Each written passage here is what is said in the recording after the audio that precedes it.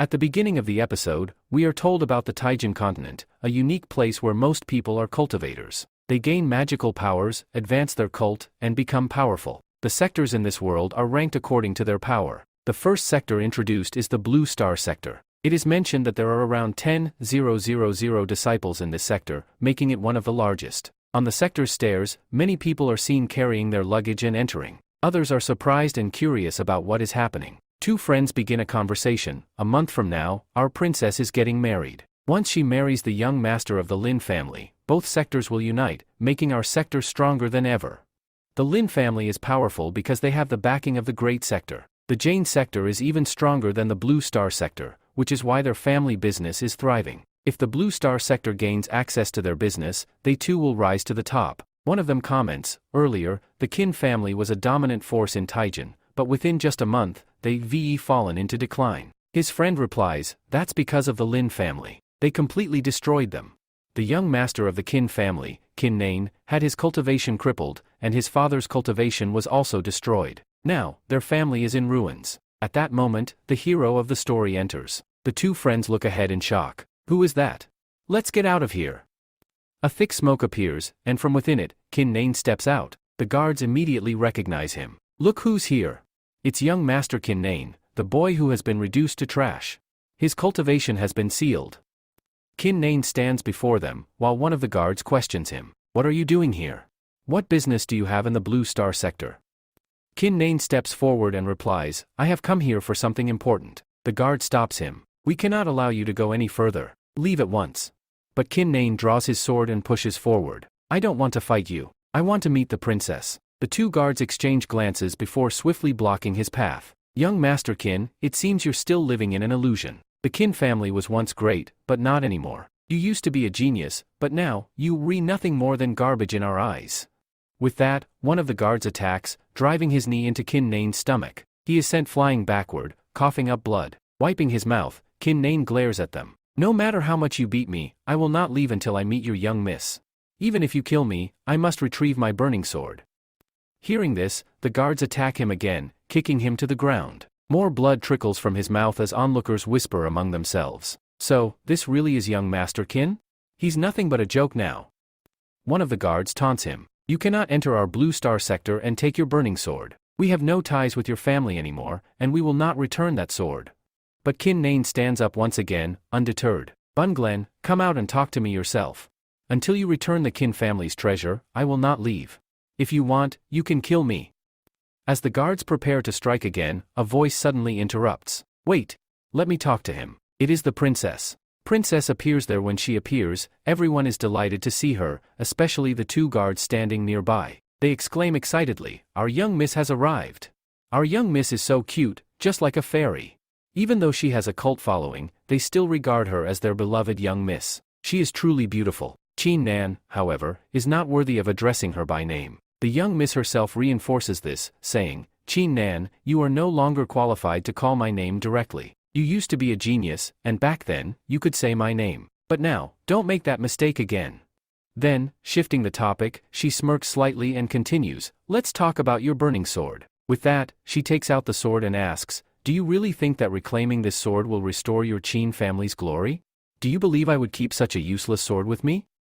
Without hesitation, she throws the sword towards him. As soon as it hits the ground, a tremendous explosion erupts, releasing a surge of energy. A thick cloud of dust rises. Mara Qin Nun looks at him and remarks, so, you have returned my sword. Well, that's good. The princess then speaks further, Nun, I have returned your burning sword. From now on, there is no connection between our families. Our sect has severed all ties with you. Never show yourself outside our sector again. I do not wish to be associated with someone as weak and pitiful as you. No one should even see me standing next to you. Qin Nun, however, remains unfazed. He responds, I just want to remind you of something that happened 10 years ago. Back then, your Blue Star sector was in grave danger. Your people were dying. You came to my father for help. The great patriarch of the Qin family, my father, stood by your side, fought for you, and drove away the enemy, saving your lives. After seeing our family's strength, your father made a decision. At that time, you were just a little girl, but despite that, he betrothed you to me by giving you a badge in our family.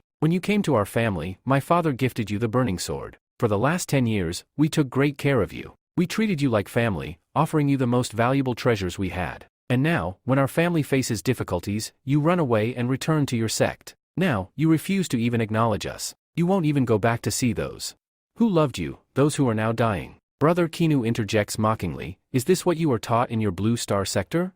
That when someone does you a favor, you refuse to repay it? Hearing this, the princess falls silent and turns away. Kinu chuckles, bows slightly, and says, fine then. I suppose we should settle this once and for all. You have returned our family's treasure. The burning sword is back in my hands. That means all debts between us are settled. From this moment on, there is nothing between you and me. Even if you beg later, even if you come to marry me, I will never accept it. He then grasps the burning sword, but just as he does, another sword strikes it. The burning sword shatters into pieces. At that moment, young Master Lin Kin Fong arrives, smirking. He casually remarks, oh, forgive me. My hand slipped, and my sword accidentally struck your already broken sword. And, well, now it's even more broken. Kin Nun stares at the shattered remains of his sword in shock and fury. Clutching the fragments, he seethes, look at what he has done to me. First, he destroyed my family, abolished my sect, and reduced me to nothing. And now, he has shattered our family's greatest treasure, our burning sword. I, Qin Nan, swear that if I survive today, I will not let this young Master Lin go unpunished. I will personally cut him into tiny pieces. Young Master Lin smirks, holding his sword firmly. Looking at Qin Nun, he says, boy, you dared to come here again? I destroyed your sect to break your spirit, yet you still have the audacity to step into the Blue Star sector? Have you come here seeking help? He then walks forward, places his hand on the princess's waist, and sneers, I think I need to teach you a lesson. How dare you stand before my future wife? This time, when I teach you a lesson, it will be one you will never forget. Just like your father, whose cultivation was crippled and who now lies bedridden, you will end up the same way. Qin Nan, too weak to fight, clenches his fists in silent rage. He curses under his breath, then gathers the broken pieces of his sword and turns away. Before leaving, he declares, now that I have retrieved the burning sword, my Qin family has no remaining ties with your Blue Star sector. But from this moment forward, a new bond will be forged between us, one of enmity. I swear, I will have my revenge. Hearing this, Lin Kin Fong turns to the princess and asks, why didn't you just kill him? If he were dead, this matter would be over. The princess smirks and replies, why would we need to kill someone like him? What could we possibly fear from him? He's a cripple now. He can never cultivate again. He will never be a threat to us. Young Master Lin laughs, nodding in agreement. Yes, you're absolutely right. This trash isn't even worthy of standing before us. We can kill him whenever we want. People like him don't matter in the slightest. Young Master King is going back to his kin family through the forest path, holding his broken, burning sword in his hand. As he returns, gripping his sword tightly, he murmurs, please forgive me. I could not even complete the last mission given by you. I could not save this treasure of my family. This was the treasure of our family. He stands still, holding the sword, lost in sorrow. The sword is incredibly sharp, and as a result, Qin Nan accidentally cuts his hand. The sudden pain startles him, and in frustration, he throws the sword away. The shattered pieces of the sword scatter on the ground. Seeing this, Qin Nan starts crying and says, Father, forgive me. I could not save the treasure of the Qin family. His tears fall freely, and in his grief, a single drop of his tear lands on the sword. At that very moment, something unimaginable happens, the spirit inside the sword awakens. A deep, resonating voice echoes from the sword, a man does not feel pain. No matter what the situation, a man should never cry. His tears should never fall. Because these very tears must become his strength. And you shall make these tears your strength. You will grow stronger and destroy all who stand in your way. Startled, Qin looks around in confusion. Who is there? Who is talking to me? He shouts. The mysterious voice replies from within the sword, my name is Qin Yung, and I am your instigator. Bow before me. Qin frowns. Who is joking with me? Friend, I am already heartbroken. Find another time for your games. If you re-hiding somewhere, come out at once. Suddenly, the voice grows firmer. Enough nonsense. I am your intruder. It seems you really wish to see this old man. Very well, I shall grant you this wish. In an instant, a spirit emerges from the sword, an old man, his presence overwhelming. This is Master Qin Jane, an ancestor of the Qin family. He speaks in a commanding tone, boy, I am your ancestor, standing before you. Bow and pay your respects. Qin stares at him in disbelief. Are you truly Qin Jane of our Qin family? I can't believe this. With a sharp slap to Qin's head, the old man scolds him, fool. What am I telling you? I am your ancestor, Qin Jane. Realizing the truth, Qin Nan kneels and introduces himself. My name is Qin Nan. I am the son of the patriarch of the Qin family. Master Qin Jane listens, then nods. Ah, yes. I remember. Your grandfather once spoke of a powerful genius from our family, one who lived over 100 years ago. He wielded this very burning sword and vanquished countless enemies. He was feared, ruthless, and yet, honorable. With this sword, he became a great master. Qin Nan's eyes widen as he recalls the stories. Could it be that after his death, a fragment of his soul remained inside the sword? And my tears awakened him. Master Qin Jane smirks. Boy, your thoughts are correct. And let me tell you something else. Your cultivation is truly remarkable. Yes, I know it has stagnated, but right now, your emotions, your anger, heartbreak, and thirst for revenge, will fuel your growth. Qin Nan clenches his fists. Ancestor, have you come here to mend my broken heart? Or to teach me the path of cultivation? The old man chuckles, then suddenly turns serious. You foolish boy. Do you know that 10,000 years ago, when I ruled this world, what made me invincible? What secret technique granted me power beyond legends? Qin Nan listens intently as the old master raises the burning sword. This sword. This technique. It is the Shura art. With its power, I was unstoppable. He grips the sword firmly and begins demonstrating an intricate sequence of swordsmanship techniques, moving with astonishing speed and precision. Qin Nan watches in awe. This technique. It's at the 1-level rank, isn't it? Master Qin Jane laughs. No, boy. This is beyond 1-level rank. This is a god rank technique. With the demonstration complete, Master Qin Jane steps forward. Boy, the power of the Shura bloodline has faded in your generation. Long ago, our Qin family carried the pure Shura lineage, but over time, it weakened. However, I shall grant you the true power of our bloodline. He places his hand on Qin Nan's chest, transferring his ancestral bloodline power into him. A violent shockwave erupts, Qin Nan's clothes tear apart, his entire body trembling. Inside him, something awakens. A Shura demon stirs within his soul. After changing his bloodline, Qin Sang says, I have changed your bloodline. Now, everything else depends on you, how you take yourself further. Now, you have to wait, work hard, and see whether you can reach the end or not. For a while, Qin N becomes unconscious. When he regains consciousness and flies, he realizes that the Qin giants have already left. After their departure, he rubs his eyes, looks around, and says, where did they go? Then, he looks at his hands and mutters, is this an illusion? He examines his body and notices that his muscles and six-pack abs have formed. Surprised, he exclaims, what is this? Muscles have appeared on my body. This is amazing. Clenching his fist, he decides to test his powers. As soon as he punches, a massive force erupts from within, causing mud to scatter all around. Keenan, astonished, exclaims, this is really working. I've become powerful. Suddenly, he notices a sword mark on his body. As he focuses on it, the mark activates, and a burning sword emerges from within. Shocked, he gasps, what is this? This is the burning sword? Realizing the sword is now engraved inside his body, he exclaims, I can summon it anytime I want. Excited, he grips the sword and says, let's check its power and see if I have truly gained the cult abilities. He swings the sword in front of him. The moment the blade strikes, a large portion of the ground tears apart. Qin Nun, overwhelmed with joy, exclaims, if ki energy is released when swinging a sword, it means we can become cultists. It proves that I have ki energy within me.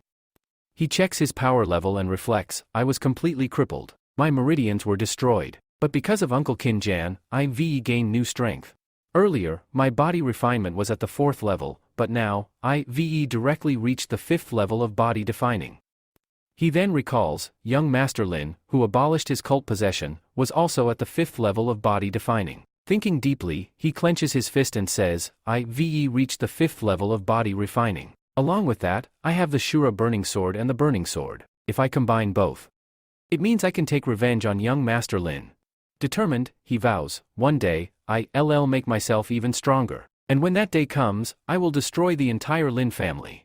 At that moment, Qin Nan realizes he needs rest after his breakthrough. He says, right now, I'm in the cooperation stage. I should go back to my Qin family and rest. As he walks home, he suddenly hears a girl screaming in the distance. Someone, please help me, she cries. Looking ahead, he sees 2 men, one of them is the 3rd young master of the Qin family, accompanied by his servant or friend. They are trying to assault the girl. The girl pleads, stay away from me. Don't you know who I am? I am an outer disciple of the fire sect. If you dare harm me, the people of my fire sect will make you suffer. They will kill you. The friend of young Master Lin scoffs and says, "Girl, you lying. We know that the people of the fire sect are rich. If you were really one of them, your clothes wouldn't be in such poor condition." Looking at her tattered outfit, he smirks, I don't think you're truly a disciple of the fire sect." Young Master Lin then steps forward and says, "I am the third young master of the Lin family. Don't be afraid, you won't feel any pain. In fact, I promise you. You're going to have a lot of fun." Grinning, he adds, "Once we're done having fun, you can leave safely. Otherwise." His eyes darken as he warns, "We will beat you very badly." The friend tells young Master Lin, "Young master, if this is really true and she is from the outer division of the fire sector, then we could be in trouble." Master Lin replies, "The fool says, why do we need to be afraid? If she really belongs to the fire sector, what difference does it make? You know that my senior brother, our family's young Master Lin Kin, is going to become a relative of the Blue Star sector very soon and will marry their young miss. With that, we won't need to fear anyone. We will have the power of 2 sectors." Ra Kin Nun, who is passing by, hears that it is young Master Lin and says, "Let's test our powers here. If he is a member of the Lin family, then I will start with him before killing everyone." With this, young Master Lin moves forward like a pervert and says, "Look, girl, I am coming." At the same time, he loosens his pajamas, intending to rape her. The poor girl, terrified, backs into a tree. He sneers, "Come closer to me. Come closer." But before he can act, she pulls out a knife and declares, "It is better for me to give up my life than to be defiled by his hands. I will commit suicide before he touches me." Just as she is about to stab herself, a sword flies forward. The burning sword moves toward young Master Lin. He barely dodges the attack and looks around angrily. "Who is this bastard? Get out of here. How dare you disturb me?" Ra Kin Nun steps forward and smirks. "I thought you were just a stupid pervert, but you have some skill since you managed to dodge my attack. Or perhaps I haven't mastered my technique yet," he muses. Young Master Lin glares at him and shouts, "You bastard. How dare you attack me? It seems you don't know who I am. I am young Master Lin Hu, the third young master of the Lin family. My senior brother, Lin Kin Fang, is destined to become the greatest genius of the entire Tin Jan continent. Now that you know who I am, kneel before me and beg for forgiveness, or else you will die." Meanwhile, the girl is still crying for help. Hearing her plea, Kin Nan steps in front of her and asks, "Why should I help you?" She falls silent, unable to provide a reason to convince him. After a pause, she says, "I am from the outer division of the fire sector. If you help me, you can seek aid from my sector in the future. In return, I will surely help you." Kin Nan smirks and points at young Master Lin. "I don't need your help, but if you give me 1,000 coins, I will kill this bastard for you. You claim to be from the fire sector, so you should be able to afford 1,000 coins." The girl remains silent. Young Master Lin laughs mockingly and says, "You fool. Are you stupid, or are you pretending to be? I already told you, I am young Master Lin, and you dare put a price on my head? I won't let you off." With that, he prepares to attack. "Watch. I will kill you with a single punch." As he lunges forward, Kin Nan effortlessly dodges and smirks. "Such a low-level technique. Did you think you could kill me with that?" He jumps back, then turns to the girl. "You still have time. Think quickly. For 2,000 coins, I will finish him off for you." Hearing this, young Master Lin becomes enraged. He unleashes his power and shouts, "Now I will show you what the second-level power of body refining looks like. I won't let you live." He activates a special technique, the Lin family's renowned heart-stopping strike. His servant, watching from the side, is shocked and delighted. Our young master is using the Lin family's heart-stopping strike. This is a high-level technique. Yet, Kin Nan merely smiles. As young Master Lin charges at him, Kin Nan continues to smirk. "You still have a chance," he tells the girl. "For 3,000 coins, I will kill him for you." The girl, desperate, finally responds, Okay. You don't need to raise the price any further, I will give you 3,000 coins." Hearing this, Kin Nan swings his sword and effortlessly blocks Lin's heart-stopping strike. Young Master Lin is stunned. He tries to attack again, but Kin Nan chuckles. "Do you think your heart-stopping strike is powerful? Do you believe it can stand against my Shura blood technique?" Kin Nan moves in with lightning speed. He's so fast. Young Master Lin exclaims, "What kind of swordsmanship is this? I have never seen such a technique before." Kin Nan's strikes land all over Lin's body, cutting him deeply. Within moments, young Master Lin collapses and dies. His servant, terrified, falls to his knees, sobbing, "Master, please spare me. I am just a servant." Kin Nan smirks and says, "Fine, get out of here." The servant flees in terror. Afterward, the girl stares at Kin Nan in amazement. This boy used the Shura blood technique. It must be a high-level technique. Where did he learn such a skill? I have never seen anything like it before. Kin Nan snaps his fingers and demands, "Why are you looking at me like that? Where's my money? Hand over the 3,000 coins." The girl blushes and, with an innocent expression, confesses, "Actually, I don't have any money." Kin Nan glares at her. "Are you trying to fool me? We made a deal. Now you don't want to pay?" She hurriedly explains, "I'm returning home tomorrow. I was in such a rush that I forgot to bring money. I don't have a single coin on me right now. That's why I was traveling on foot. But, if you want, you can come with me to my house, and I'll get the money from my parents to pay you." Kin Nan sighs and shakes his head. "You really took this seriously, huh? Do you honestly think I'd take 3,000 coins to kill that kind of trash? I can kill this kind of trash for free." With that, Kinnan moves forward and starts searching the body. He takes everything valuable, high-level pills, medicines, martial arts books, and whatever money he can find. The girl watches Kinnan, curious about what he's doing. She also finds him quite cute. Kinnan notices her gaze and asks, "Why are you looking at me again and again? And why is your face turning red?" Flustered, she quickly responds, "And no. There's nothing at all. I was just looking at you." Kinnan then strikes near young Master Lin's clothes with his sword. As he cuts them off, he mutters, "I wish I hadn't placed my strike so close to his body. I could have just taken his clothes and worn them. Now, I have nothing to wear." Meanwhile, the young miss is deep in thought. This boy is so handsome, but, unfortunately, he's not rich. He's actually very poor? After gathering everything, Kinnan turns to leave. The girl hurriedly calls out, "Where are you going? At least tell me your name before you leave." Kinnan replies indifferently, "I don't need to tell you my name. I just hope that when you return to your sector, you work hard on your cultivation and make yourself stronger. That way, you won't need help from people like me. Because of you, perverts like him exist, and your fire sector has suffered great humiliation." Hearing this, the girl blushes and protests, "You re-embarrassing me. I didn't bring shame to my sector." As he walks away, she watches him, lost in thought. But suddenly, she shouts after him, "I have to give you 3,000 coins. I don't owe anyone anything. I, young Miss Ning, will definitely return this favor. Come back. Tell me your name and then go." But Kinnan is already gone. Young Miss Ning clenches her fists and murmurs, "That boy killed a third-level body refining expert with a single sword move. After returning, I will speak to my father. We must find him and reward him. He saved my life. And anyway, he dared to say I embarrassed my sector. I will take revenge on him." After he leaves, we are shown the scene of the City of Sword. The head of the City of Sword is his daughter, Princess Ning. The city lord is sitting on his chair when one of his employees approaches him and says, "My lord, today is the best day." The city lord, puzzled, responds, "Tell me, what is so special today that you are calling it the best day?" The employee excitedly informs him, "Because your daughter is coming back. Our young Miss Ning has returned." Hearing this, the city lord is shocked. "What did you say? My daughter has come back?" Just then, Ning enters and says, "Father, I have returned." She surprises her father, leaving him utterly astonished. The city lord, still in disbelief, says, "You stayed in the fire sect for 10 years, and after all this time, you finally returned home? You remembered your father?" Ning explains, "Dad, you know how strict the fire sect's rules are. I wasn't allowed to leave. Now, after 10 years, my master has finally granted me permission, so I came to see you." Hearing this, the city lord becomes overjoyed. "At least you came to meet your father. I'm very happy to see you." He places his hand on her head and adds, "This is wonderful news." Just as the city lord is basking in happiness, Ning suddenly turns serious and says, "Father, I need to talk to you. On my way back, I was attacked by the third young master of the Lin family. He tried to violate me." Her father's expression darkens. "What?" Ning continues, "One of his servants was also with him. The Lin family's arrogance has grown unchecked.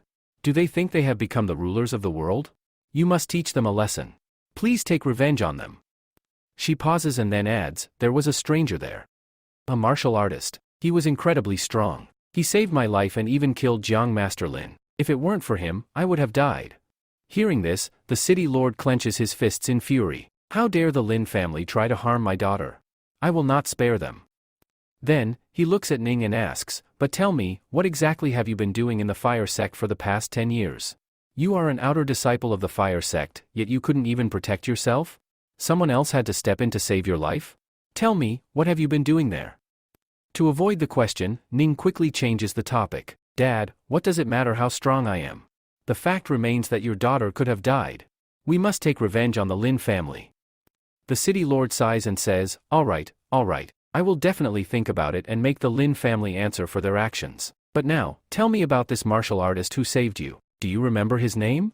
Ning shakes her head. No, he didn't tell me his name, but I do know that he lives here in the City of Sword. He must be from a family here. He looked about 16 or 17 years old, very handsome, with shining eyes. He wielded a special sword, with a golden lotus engraved on it. His martial skills were extraordinary, and his sword technique was of guardian rank. The city lord frowns, deep in thought. A golden fire lotus. That emblem belongs to the Qin family. The Qin family marks their swords with that symbol. If he is 16 or 17 years old, then it could be their young master, Qin Nan. But how can that be? He hesitates before continuing. Qin Nan's cultivation was destroyed by the Lin family. He has been reduced to nothing but a waste. How could he have saved your life? He can barely save himself. After a moment of silence, the city lord shakes his head. No. It doesn't seem like the boy was from the Qin family. He must have come from another powerful sect, a traveler passing through. Regardless, let's not dwell on this for now. We should celebrate your return. Go and rest. Ning nods. Okay, father. I will go and rest. With that, she leaves. The next scene shifts to the Qin family's residence. Qin Nan arrives at his family's estate. As he approaches the entrance, 2 guards are standing by the gate. Seeing him, one guard smirks and says, "Look who has returned, the biggest disgrace of our family." The other guard chuckles. "You're right, but, Sana, look at his audacity. He actually dared to return, knowing that the elders have been waiting to punish him." Inside, Qin Nan listens to their words, but instead of reacting, he swiftly walks past them. Just then, he senses something. His special ability has activated. With this newfound power, he can hear all conversations from a distance. He stands and listens to their conversation. He has overheard everything between the 2 guards and has come to know that the elder inside is waiting for him. So, Kinnan opens the door, steps inside, and says, "Let's see how the elder is going to punish me. Or rather, let's see who punishes whom." As soon as Kinnan enters, a young master is practicing inside. He is a young master of the Qin family, Qin Luan, the son of Qin Kan. He holds a sword in his hand. He stops Kinnan in his tracks and says, "You rubbish. What have you come here for? This time, I am going to teach you a very good lesson for your father's behavior."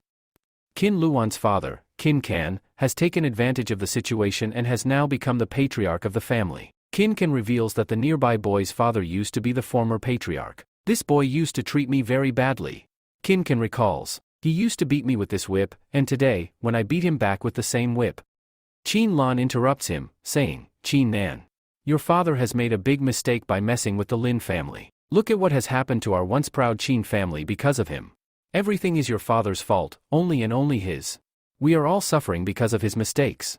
And now, you dare to create trouble here again? You and your father are a stain on the name of our Qin family. You have brought nothing but shame to us." Qin Nan, unfazed, replies, "My father has been the head of this family for the last 30 years. For 3 decades, he has protected and nurtured this family. You weren't even born when he was holding this family together. Now that my father is in trouble, people like you have abandoned him. Traitors like you were just waiting for an opportunity. But don't worry, both you and your father will soon face the consequences of your actions." He clenches his fist and continues, "You insulted my father, the former patriarch. And for that, I will cut off one of your arms. Let this serve as a warning to everyone, no one shall ever speak ill of the Qin family's patriarch again." Without hesitation, Qin Nan dashes forward, sword in hand. With a single swift motion, one of Qin Luan's arms is severed and falls to the ground. Qin Luan, in shock, doesn't even realize what happened at first. Then, suddenly, he lets out a loud scream. "You garbage! What have you done? How did your cultivation return? Your cultivation was destroyed. My father will not spare you. When he finds out about this, he will kill you." Kinnan smirks and responds, "I'm heading straight to your father right now. Let's see who kills whom." With that, he strides directly towards his father's chamber. In the main hall, Qin Kan sits on the throne of the patriarch. Seeing this, Kinnan scoffs and says, "How shameless. My father is still alive, and yet, without the consent of the elders, you have already seated yourself as the new patriarch." Elder Qin Kan glares at him and speaks, "Boy, how dare you return? I had warned you and your father before. I told you not to hand over the Himalayan burning sword to that girl, yet you disobeyed me. And now, you've come back empty-handed, haven't you? You failed to retrieve the sword from the Blue Star sector."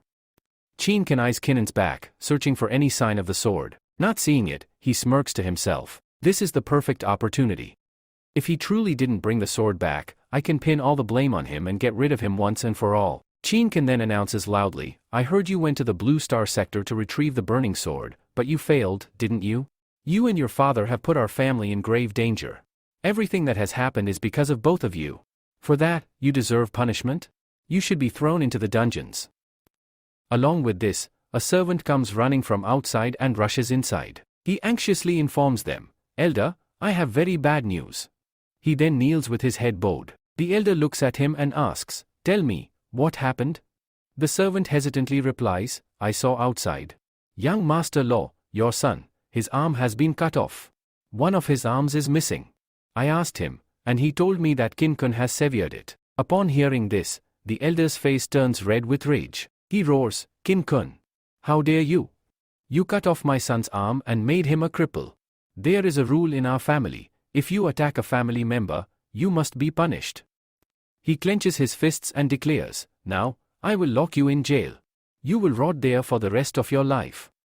Turning to the guards, he shouts, All guards, come here. Catch this boy and throw him in prison. The elder thinks to himself, This boy has made a grave mistake. My son's arm may not return, but I can make sure this boy disappears forever. Let's imprison him for now, and later, we will go to the dungeon and end his life. This way, we will regain our family's honor. His father is already crippled, and without cultivation, he is powerless. Soon, I will become the absolute patriarch of this family. Just then, the guards arrive and surround Kinnan from all sides. However, Kinnan simply smirks and releases his powers. The moment his energy bursts forth, all the guards stumble backward in shock. What is happening? One of them exclaims. Another guard gasps, Young Master Kinnan's cultivation was destroyed. How does he still have power? Where did it come from? Even the elders stare in disbelief. Has he really restored his cultivation? One murmurs. Even if he did, he shouldn't be this strong, another exclaims. Kinnan swiftly draws his sword and declares, Our family has a rule. Until all the elders approve, no one can become the head of the family. If you sit on that chair without the elders' consent, you are a traitor. And the punishment for a traitor is death. He glares at the elder and states, You must die here. I will kill you with my own hands. The elder bursts into laughter and taunts, Boy, do you really think you can kill me? Do you have any idea how powerful I am? Do you even know my current cultivation level? Kinnan ignores his words and turns to the guards. Listen to me. Elder Qin Kan is conspiring with the Lin family. He is relying on their support to seize control. That is why he is sitting on that chair so arrogantly. If you all continue to support him, you will suffer the same fate as my father. He pauses before declaring, However, if you surrender now and stand by me, I promise you will retain your positions as guards of this family. But if you choose to stand against me, then you will all die today, alongside the elder. Elder Qin Kan scoffs, Ha! This boy dreams of becoming the family head? Absurd. I am the new patriarch of this family. He sneers and commands, Guards, capture this brat. If you want to be on the winning side, side with me. Kill him. The guards, obeying his order, unsheath their swords and charge at Kinnan. Kinnan shakes his head and mutters, So, you, Wei made your choice. Without hesitation, he swings his sword. With a single strike, every guard falls to the ground, lifeless. Their bodies lay scattered, blood pooling beneath them. Elder Qin Kan's eyes widen in shock. How is this possible? He stares at Kinnan in disbelief. This boy was only at the 4th level of body refining when he had cultivation before. Even now, I can't sense his level, but how did he cut down so many guards with a single move? Elder says, No matter what happens, I am stronger than you. At this moment, I turn my body refinement towards him and say, Old man, it's your turn now. You are a traitor to the family. You will die at my hands. Elder smirks and replies, Boy, you are too arrogant. Do you even know the vast gap between the 6th level of body refining and the 4th level? I am much stronger than you right now. If I want, I can kill you with ease. Kinnan interrupts, Stop talking nonsense. Let's fight. With that, both move forward to attack each other. Their swords clash violently, sending out a tremendous surge of energy. The elder is visibly shaken. They continue exchanging strikes, and suddenly, crack! The elder's sword shatters into pieces. Stunned, he exclaims, How is this possible? My iron sword broke so easily. What makes your sword so strong? Kinnan smirks and says, You didn't pay attention to my weapon. This is the burning sword. How could your worthless sword stand against it? Then, with a sneer, Kinnan adds, old fool. Did you really think I was unaware of your entire plan? I knew very well that you were in cahoots with the Lin family and had been secretly supporting them. I kept you alive in the hope that you would realize your mistake and return to your family. But instead, you put our kin in danger time and again. Because of you, everything that has happened was inevitable. Your final punishment is death. The elder, furious but cornered, grits his teeth and shouts, Boy, you are just lucky to have recovered the burning sword. But don't assume that alone is enough to defeat me. He suddenly unleashes a secret technique of the Lin family, heart palm strike. Without hesitation, Kinnan counters with the same technique and laughs. I saw the young master of the Gullin family use this technique once. After watching him, I practiced it for an entire hour. Let's see whose strike is stronger, yours or mine. Both unleash their palm strikes. Boom! The impact sends a shockwave through the air. The elder stumbles back, his eyes wide in shock. Kinnan's palm strike lands directly on his chest, crushing his heart. Blood spurts from his mouth as he collapses. With his last breath, the elder gasps, How? How can this be? Your cult heritage is lower than mine. How did you defeat me? Before he can finish, his body goes limp. He is dead. Kinnan, standing over his fallen enemy, declares, The traitor of my family is dead. Justice has been served. Without wasting time, he rushes to his father and announces, Father, I have returned. You don't need to worry about Elder Kinkun anymore. I have killed him with my own hands. Our family is safe now. His father, coughing weakly, looks at him in disbelief. You killed Elder Kinkun? But he was much stronger than you. Did you regain your cult heritage?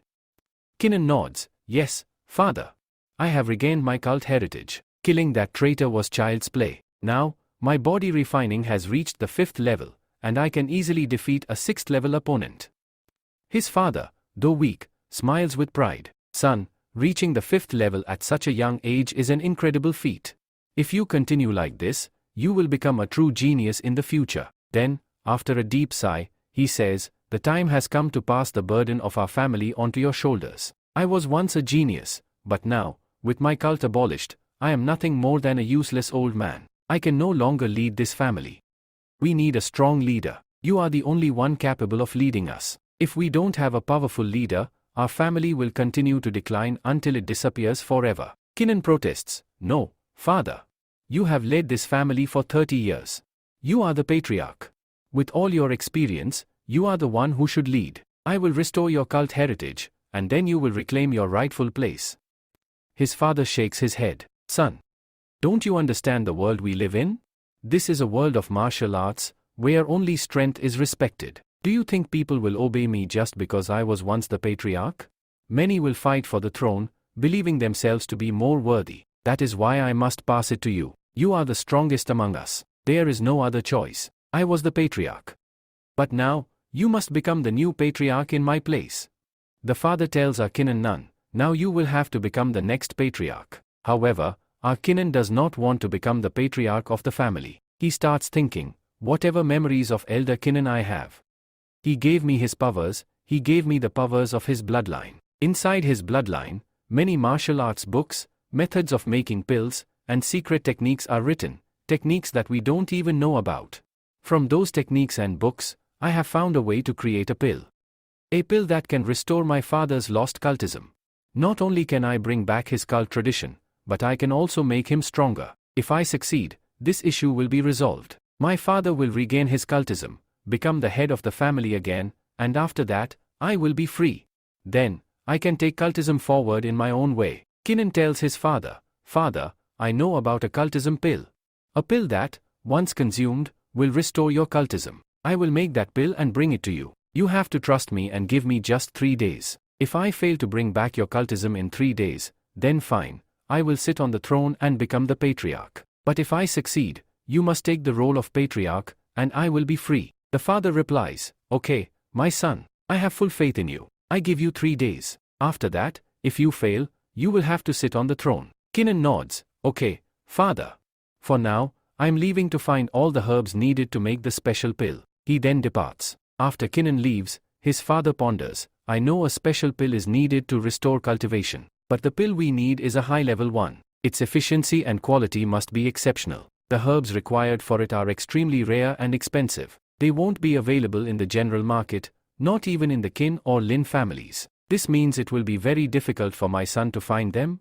He may not be able to get the marrow washing pill within 3 days. Meanwhile, the market is shown. Kinnan heads towards the marketplace, thinking, now that I know all the necessary ingredients, I saw them inside Kin Jan's Aries. I need 3 things: root grass, summer flower, and triple root. The first 2 will be easy to find, but getting triple root will be extremely difficult. Instead of just standing here and thinking, I should start searching right away. Determined, Kinnan rushes to the market. He walks through the streets of Sword City, where he spots a shop. Stepping inside, he sees a man sitting there and asks, "Sir, I need a special herb. Do you have triple root?" The shopkeeper replies, "No, young master, I don't have triple root. It's used to make a very rare medicine. You won't find it anywhere in this market. These are all small shops. But if you go to the upper section of the market, there is a high-class medicine shop there. They might have it. Even if they don't, they can arrange it for you." Kinnan nods. "Okay, sir.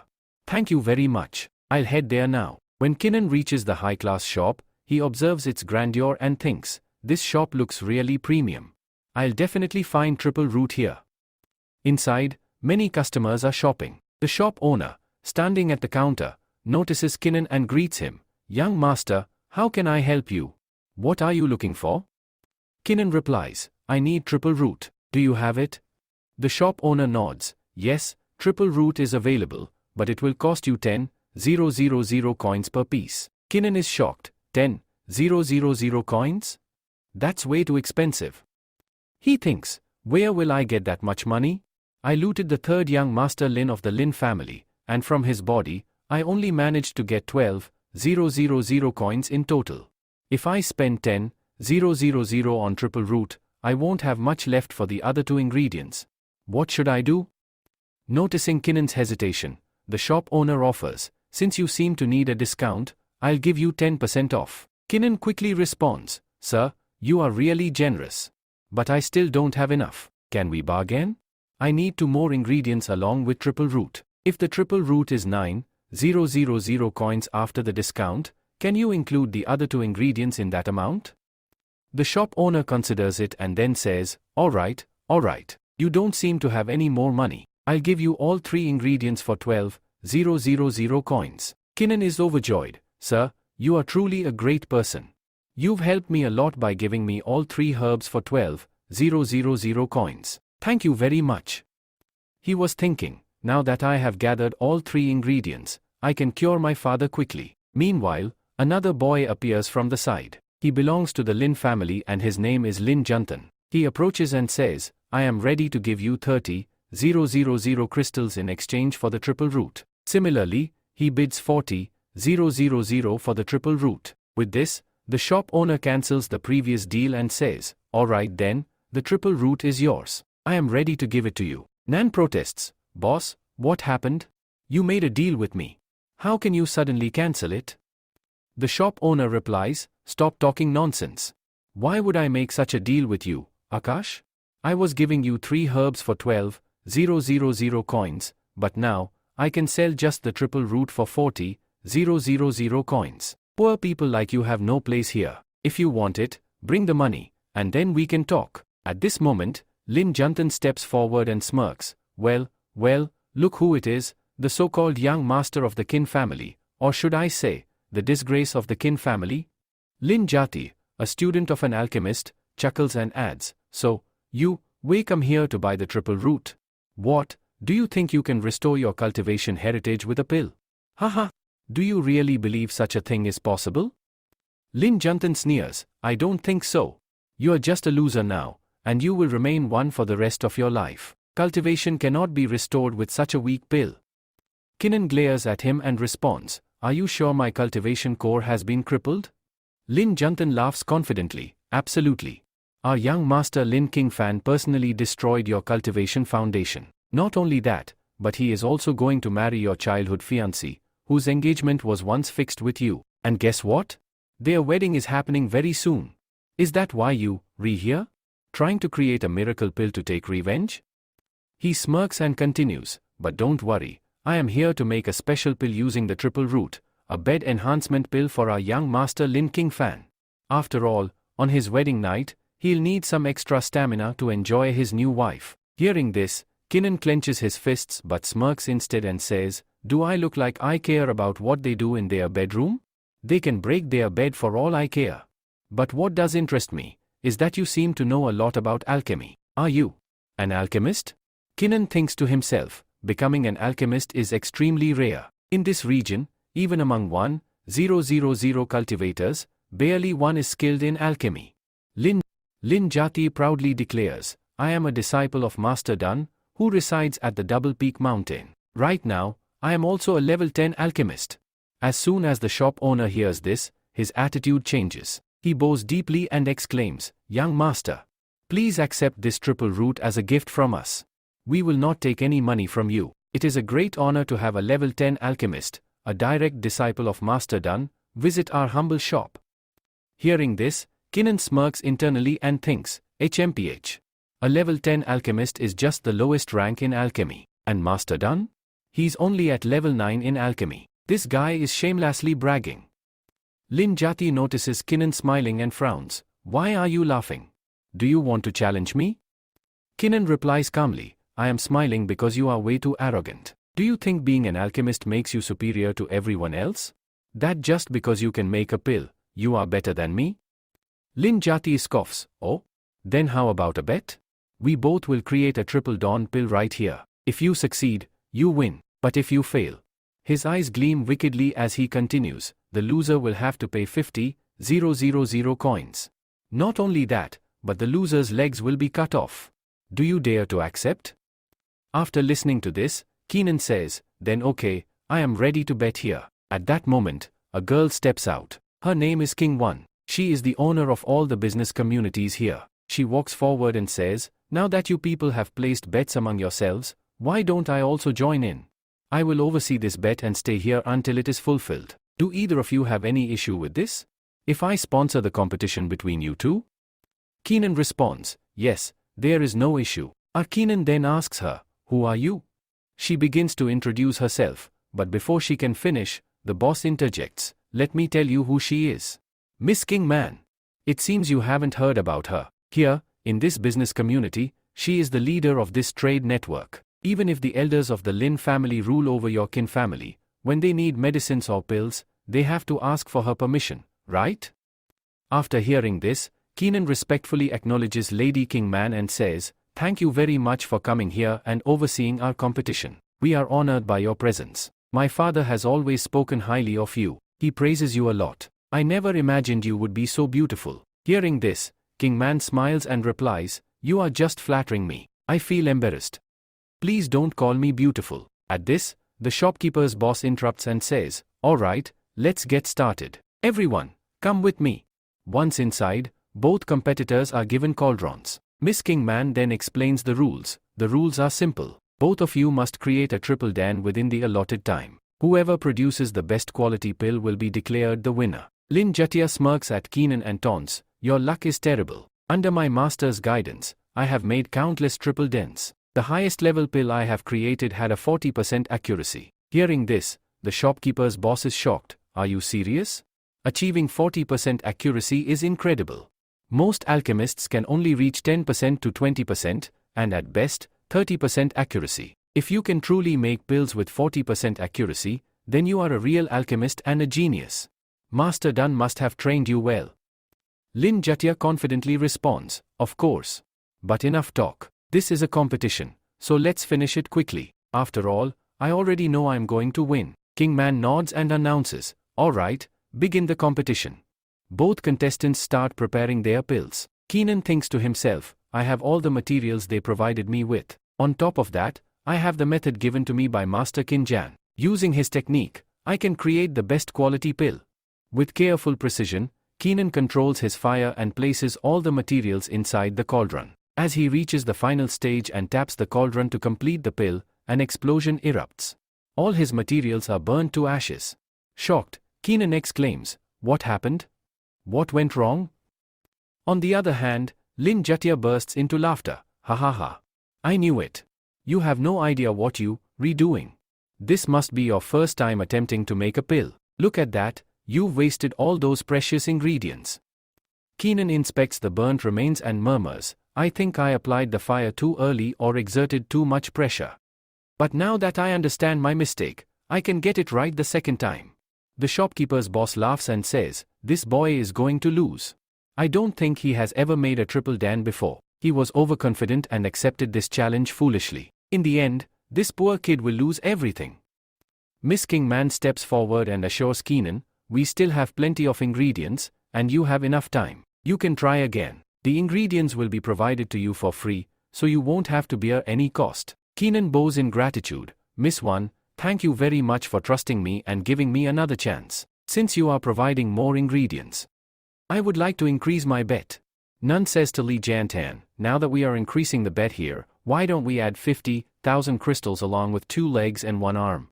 That is, 2 legs will be cut, and 1 arm will be cut as well. Lin Tin also stands up and says to him, boy, now I have started liking you a lot. You have really spoken my heart out. I was also thinking the same. Why not increase the bet? Now that you have increased the bet, I also want to raise it a little more from my side. If we win or lose here, then the loser will have to give 50,000 crystals along with both his legs and both his arms. Is this okay for you? Are you ready to get all your 4 limbs cut off here? Your cake. Nancy says, yes, why not? Then it's okay with me. Lee Jantan is thinking, I think this boy is raising the bet to put pressure on me. He wants to increase it, but I reversed his move. I raised the bet even more from my side, which will increase the pressure on him. Meanwhile, Miss Kingman says, now that both of you are increasing the bet, why don't I also put my share in it? Both of them are quite surprised, wondering what Miss Kingman is talking about. Then, Kingman tells her, Miss Saab, how do you want to join our competition? How will you increase the bet? She replies, go quickly and get my cauldron and my ring. Someone brings her a high-level cauldron, and on top of that, her ring is also a high-level grade 5 ring with a large storage space. Miss Kingman says, both of these are high-quality materials. Whoever wins the bet will get both these things. But whoever loses must give me 5 lakh crystals. Kinnan and Lin Jaisha are both very surprised after seeing the 2 items. Lin Jaisha says, if I win this bet, which I am about to win, then I will get this ring. It has spatial storage inside, which means I can use it for storage. And with this cauldron, I can make 5 to 6 pills daily. All other cauldrons are low level and get spoiled after making just 1 pill. Kinnan is also thinking the same thing. The price of this ring alone is more than 500,000 crystals, which makes this a profitable deal for us. Both of them agree, and Lin Jantan says, okay, I accept this bet. He then asks, but can we take this condition further? Kinnan responds, yes, why not? Kinnan then warns him, Lin Jaisha, you re-trusting yourself too much. If you fail here, then you will have to give 500,000 rupees and an additional 50,000 rupees to me, along with losing all 4 of your limbs, 2 arms and 2 legs will also have to be cut. Kinnan starts making his pill again. 6 hours later on the other side, Lin Jaisha has completed his pill. Holding it up, he says, look, it's done. When he takes out the pills, 3 pills appear, each with 50% accuracy. He proudly says, look, I have increased their quality. For the first time, I have made pills with 50% quality. Boy, you have no chance of winning. No matter what you do, you cannot win. Now, quickly get ready to have both your arms and legs cut off. Miss Man checks his pill and exclaims, Lin Jithan, you are truly a 10th level alchemist. You have made an excellent pill. This is a middle level pill, right? Shan Khan steps forward and says to Miss One, yes, I am a very good alchemist. If you want, I can make these kinds of pills for you for free as a gift. King One is pleased upon hearing this. At the same time, they turn to look at King Nain, who is sitting and making his pill. Suddenly, a tremendous energy bursts from inside his cauldron. Kinnan absorbs the energy with his hands and declares, now, my pill is ready. As soon as his pill emerges, a bright glow surrounds it. The quality is even better than the 50% pills. Kinnan smirks, look, my pill is completely ready, and it is a high-class pill. Meanwhile, the shop owner is shocked, thinking, this is impossible. This boy has probably made a pill for the first time. How can he make a high-class pill when even high-level alchemists struggle to do so? Then he says, let's check it ourselves. Then, the shopkeeper owner goes ahead and picks up the pill. He says, how can this happen? This is really a high-class pill. There is a slight glow in it, just like high-class pills, and the glow is coming from inside the pill itself. This means that this pill is either 80% or 90% in quality. Miss Man, standing nearby, is thinking the same thing. She says, even for a high-level alchemist, making a high-class pill is extremely difficult. But this boy, he's special. He just started alchemy, yet he's already made a high-class pill? That means he hasn't been practicing for long, yet his talent is extraordinary. If he truly excels in alchemy, I believe he will become an amazing alchemist in the future. However, Lin Shanshan is not ready to accept this so easily. He says, I don't trust this. Show me. I will check this pill myself. He thinks to himself, this is impossible. Absolutely impossible. How can this boy do this?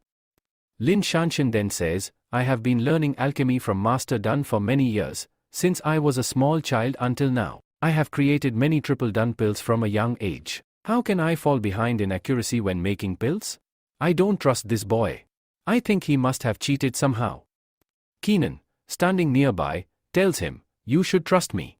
But if you don't, then you can check the pill yourself. Come and examine it. If you still don't believe me, then I will make another pill right here, in front of everyone.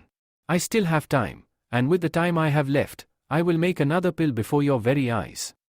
Keenan, thinking to himself, realizes, I can make this pill even better than before. Now that I have grasped the basics, I can complete it in maybe just 20 to 22 minutes. He turns to Miss Wan and says, Miss Wan, I still have a lot of time left. Can I make another pill here? I will prepare it again, and everyone will witness it with their own eyes. Miss Wan nods and says, of course. Why not? All the ingredients here are free for you. You can make the pill. Lin Jati says, alright then. Start making the pill. This time, I will sit right next to you and observe everything myself. With that, Keenan begins making the pill. As he works, he thinks, now I can make this pill with ease. He reaches the final stage, refining the pill. As he does so, a powerful energy surges from within it. When he extracts the pill from the cauldron, even more powerful energy erupts from it. Lin Tian rushes forward, exclaiming, let me check. Let me check. He grabs the pill, his eyes widening in disbelief. How can this be possible? This is a perfect pill. This is unbelievable. You must have cheated again. How can you create a perfect pill? Keenan replies, Master once told me that all alchemists in this world can only make mid-level pills. But if you ever meet someone who can craft a perfect pill, that person is a true alchemist. If possible, you should follow and learn from them. Lin Jati is left speechless. He has no argument left, so he starts making false accusations. This boy has no cultivation, he shouts. Our young master had abolished Linu's cultivation long ago. How can someone make a pill without a cultivation base? During alchemy, a cultivation base is required. This boy must have used some trick to make this pill. Meanwhile, he is also thinking to himself, I am far more powerful than him. I am at the third level of body refining, while this boy, who lacks a cultivation base, has weak arms and legs. I must strike before anyone can interfere. Determined to eliminate Keenan, Lin Jati lunges forward to attack him. You cheated, and I will punish you here and now, he roars. Just as he is about to strike, Keenan stands his ground and smirks. You fool. But before Lin Jati can reach him, Miss Man suddenly steps in. She creates a powerful shield in front of Keenan and blocks the attack. How dare you? The competition was held under my supervision. You have already lost, yet you dare to attack in front of me? She turns to Lin Jati and says coldly, now, hand over my 500,000 crystals immediately. At the same time, she raises her fan and strikes Lin Jati with a powerful attack. Lin Jati is thrown to the ground, coughing up blood. He trembles, thinking, I didn't expect her to be this strong. She is even stronger than me. I have no other choice. I must surrender. Keenan steps forward, standing over Lin Jati, and says, Lin Tian, you lost the bet. Now, you must give me 50,000 crystals. As for your punishment, your arms and legs won't be cut off by me. Instead, Miss Wan will take the 500,000 crystals from you herself. Lin Tian, still in pain, reaches into his pocket and takes out a slip of paper. Fine. Instead of 50,000, I will give you a full 100,000 crystals. Here, take this. Please, just let me go. Don't cut off my arms and legs. Lin Jan takes the paper from him and says, you are really very good, but is it only your 2 arms? The price of both your legs is 1 lakh crystals. When Lin Shan sees that he will not agree so easily, he starts threatening him and says, "You should not cross the line. Take whatever you have got quietly because I am from the Lin family. This means the entire Lin family is backing me. If my Lin family finds out that you are doing something bad to me, they will come again and completely destroy your kin family. No one will be left in your kin family." After listening to him, Kin says, "It is a very bad thing that you started threatening me here. Now that you have threatened me, I will have to break your arms and legs right here." With that, he cripples both his arms and legs. Lin Jithin starts moving his leg and his basu vigorously. Kin tells him, "I am a very kind person. I took pity on you and have only crippled one of your legs and one arm. I have spared the other leg and arm. Now, tell me, what can you offer in return for this? What will you do to keep one of your legs and one of your arms?" Lin Jithin hurriedly takes out another paper from his pocket and says, "I have only 50,000 rupees. Let's settle this with 50,000 rupees. Please leave me and don't break my other leg." Kin takes the other paper from him, meaning he takes more money, and says, "It's a good thing that you have put a price on your other leg and arm, but I am not a good person. How did you even think that I would let you go? Your Lin family never spared my kin family, never showed us mercy. So why should I show you any mercy?" With this, Kin breaks his remaining leg and arm, leaving all 4 of his limbs crippled. Lin Jithin cries out, "You did not keep your promise. I gave you all the money, yet you still broke my arms and legs. My Lin family will never forgive you. If I survive this, I will kill you with my own hands." Kin kicks him very hard, sending him flying into the back wall, where he falls unconscious. Meanwhile, Miss One is watching everything. She says to herself, "Nan, I think he is going to become a very great figure in the future. If we strike a deal with him and make him join my alliance, we can benefit greatly from him." Just then, the shopkeeper rushes over with a pill box and says, "Please, sir, forgive me if I have ever offended you before. It was my mistake not to recognize a great master like you. This pill is absolutely free for you. Please take this batch of pills as a gift from us. Also, please continue shopping with us in the future." Kin responds, "All right, I will consider it." Miss One then tells Kin, "You are a very talented young man, and I believe you will become a great master in the future. So, I want to present you with an offer from our smart business lines. If you come to buy anything from us in the future, you will get a lifetime discount of 30%. Ra tells Kin, "Your offer is really tempting. A 30% discount for life is a great deal. But tell me, what do you want in return?" "Nothing comes for free." Kin nods and says, "Life has taught me that nothing comes for free." Miss One smiles and replies, "Yes, you are absolutely right. You won't get all this for free. In return, you will have to do something for me."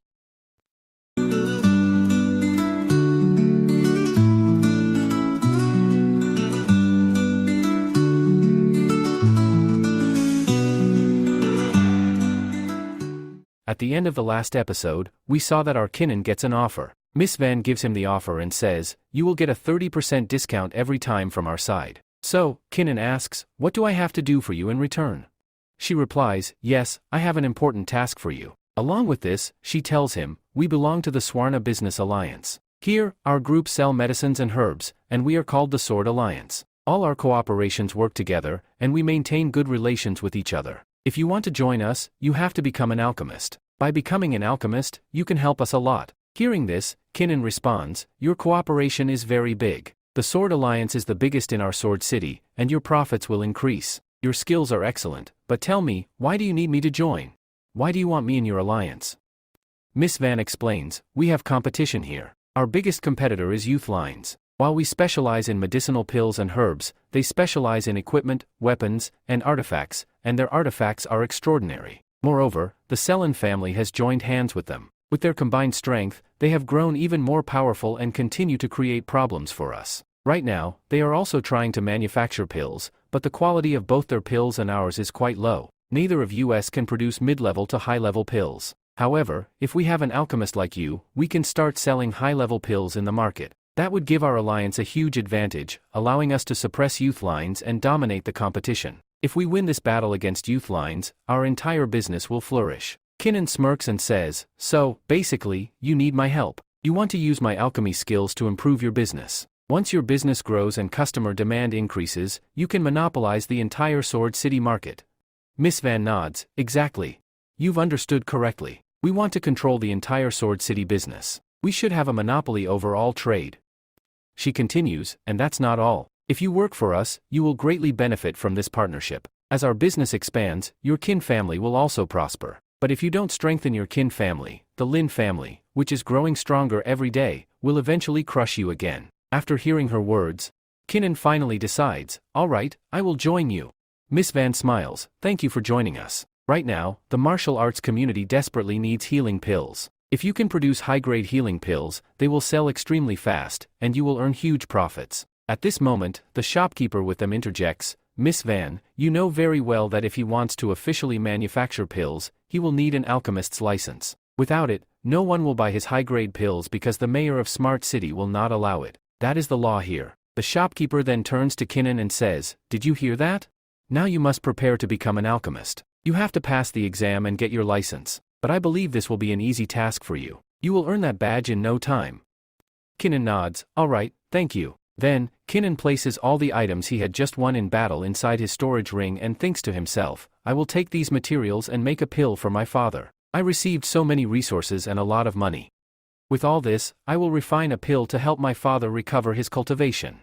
He then turns to the others and says, for now, I'm leaving. Tomorrow, I will return to meet you all again. With that, Kinnan leaves. After his departure, the shopkeeper remarks, Kinnan is truly talented. I had no idea he could perform alchemy. But there's one thing I don't understand. I heard that Lin Qingfang from the Lin family had lost his cultivation and became crippled. So, how is he able to perform alchemy? Isn't he useless? Miss Van immediately calls him stupid. Do you really think someone can make pills without cultivation? This boy still has his cultivation, which means he must have recovered.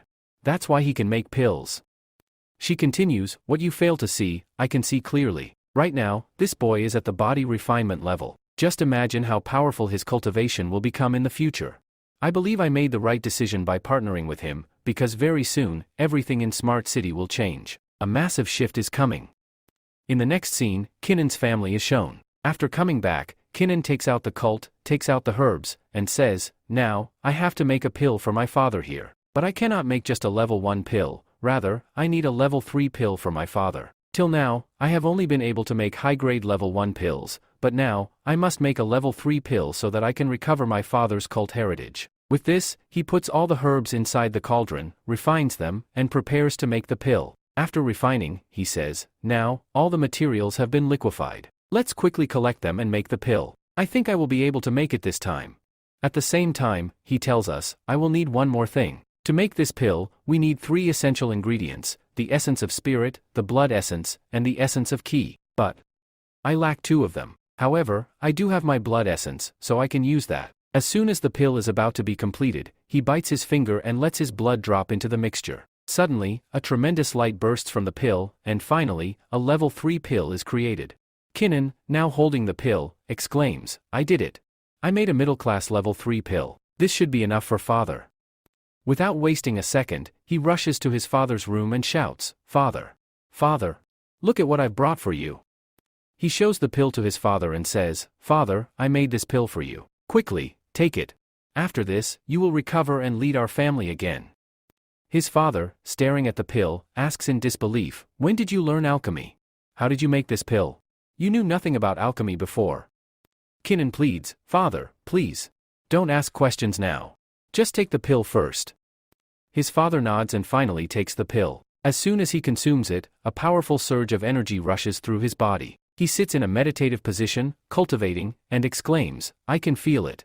My broken meridians. They are reconnecting. The energy is flowing through my entire body. This means I can regain my cult heritage. Kinnan watches with relief and says, Thank God. I have healed father's internal injury and restored his meridians. Now, he can regain his cult heritage. And most importantly, this means I won't have to become the head of the family. Scene shift, the Lin family in the Lin family estate. A servant rushes into the family head, Master Patrice, and shouts, Master, I have terrible news. A very bad news. Master Patrice frowns and says, Speak. What happened? And why are you so nervous? The servant bows and replies, Master, this news is about our 3rd young master. Young Master Lin was found dead in the forest. Master Patrice's eyes widen in shock. What? My son, Lin Ho, is dead. Who killed him? Just then, young Master Lin Kin Fan, the elder brother of the deceased, grabs the servant by the collar and demands, "Tell me, where is my brother's dead body? Where did you leave him?" The servant nervously responds, "We have brought him back. He is in the medical room right now." Hearing this, the family members rush to the medical room. When they arrive, they see the lifeless body of Lin Ho lying on the table. Master Patrice, unable to hold back his emotions, bursts into tears. Kin Fan, also in deep sorrow, clenches his fists and asks in a rage-filled voice, "Who had the audacity to kill my brother like this? Tell me, did you find out who did this?" The servant lowers his head and replies, "Master. There was a survivor among young master's servants. He saw the person who killed him and identified them. It was Qin Nan." A heavy silence falls over the room. Master Patrice's face turns pale, and he stammers, "Are you insane? Qin Nan's cultivation was abolished. How could that trash possibly kill my son?" He says to his elder son, "Lin Fan, you said that you yourself abolished his cultivation and that he would never become a cultivator again. Then tell me, how did all this happen? How did his cultivation recover?" Lin Fan replies, "Father, I don't know anything about this. I destroyed his cultivation with my own hands, and I know very well that he had become nothing but garbage. I have no idea how he regained his cultivation. There is no alchemist in Swarth City capable of making a pill that could restore his cultivation. It is absolutely impossible. So, I don't think he could have done this on his own." Just then, another servant comes running, bringing someone who had killed Kellen Hu. He shouts, "Patriarch! Patriarch! I have terrible news." The Patriarch responds, "Tell me what happened now. What is this bad news?" The servant bows before him and says, "This is about our elder son, Lin Jaisha. Lin Jaisha, who had gone to Golden City to study medicine, was attacked by someone with a bat. After the attack, both his arms and legs were crippled. I don't think he will ever be able to move them again. This means, Patriarch, that he will never be able to cultivate or refine pills again in his life." Upon hearing this, the Patriarch furiously asks, "Who did this?" The servant replies, "It was Qin Nan, along with Kyung Van, the young lady of the Business Alliance community. They did this together." The Patriarch, enraged, exclaims, "How dare they? I believe this all happened because of Van Kyung. That woman must have supported Nan and given him a pill to restore his cultivation." He gathers his people and declares, "We will leave immediately. We will go and kill that woman from the Business Alliance and take revenge for our son." As the clan gathers, young Master Lin advises, "Father, you shouldn't act so rashly. If you want to deal with young Lady Van and Qin Nan, we should use the Cessnas. We have another way. You know that a wedding ceremony is about to take place soon. If we create a scene before the ceremony, it will bring great dishonor to us. Instead, we should use the Youth Alliance. The Patriarch of the Youth Alliance has already summoned assassins, elite killers who never fail in their mission. Killing Qin Nan will be an easy task for them. At most, Qin Nan has reached the 4th level of body refining. We will send someone at the 5th level to eliminate him effortlessly. After that, we can take care of Lady Van as well." Listening to him, the Patriarch smirks and says, "Son, you are truly intelligent. Very well, we will do as you say. Also, when you go there, bring some pills for me as well." Lin nods and responds, "Okay, father. I will bring the pills for you." The Patriarch then declares, "Once we kill Qin Nan, the Qin family will be finished. After that, we will eliminate Lady Van and seize control of the entire Business Alliance. The Lin family will rule over everything." Standing over his son's lifeless body, the Patriarch murmurs, "Lin Ho, wait just a few more days. Soon, we will bring Qin Nan's dead body here and bury you both together." Meanwhile, in the next scene, young Master Qin Nan is shown practicing in his garden at night. He mutters to himself, "This technique is incredible, but it requires a lot of time to master." As he trains in his swordsmanship, a powerful energy radiates from him. Suddenly, he exclaims, "Look at this. While practicing, I've made a breakthrough. I've reached the 6th level of body refining. The Shura blood sword technique is truly amazing. But why can't I achieve the 2nd level of the Shura blood burning sword?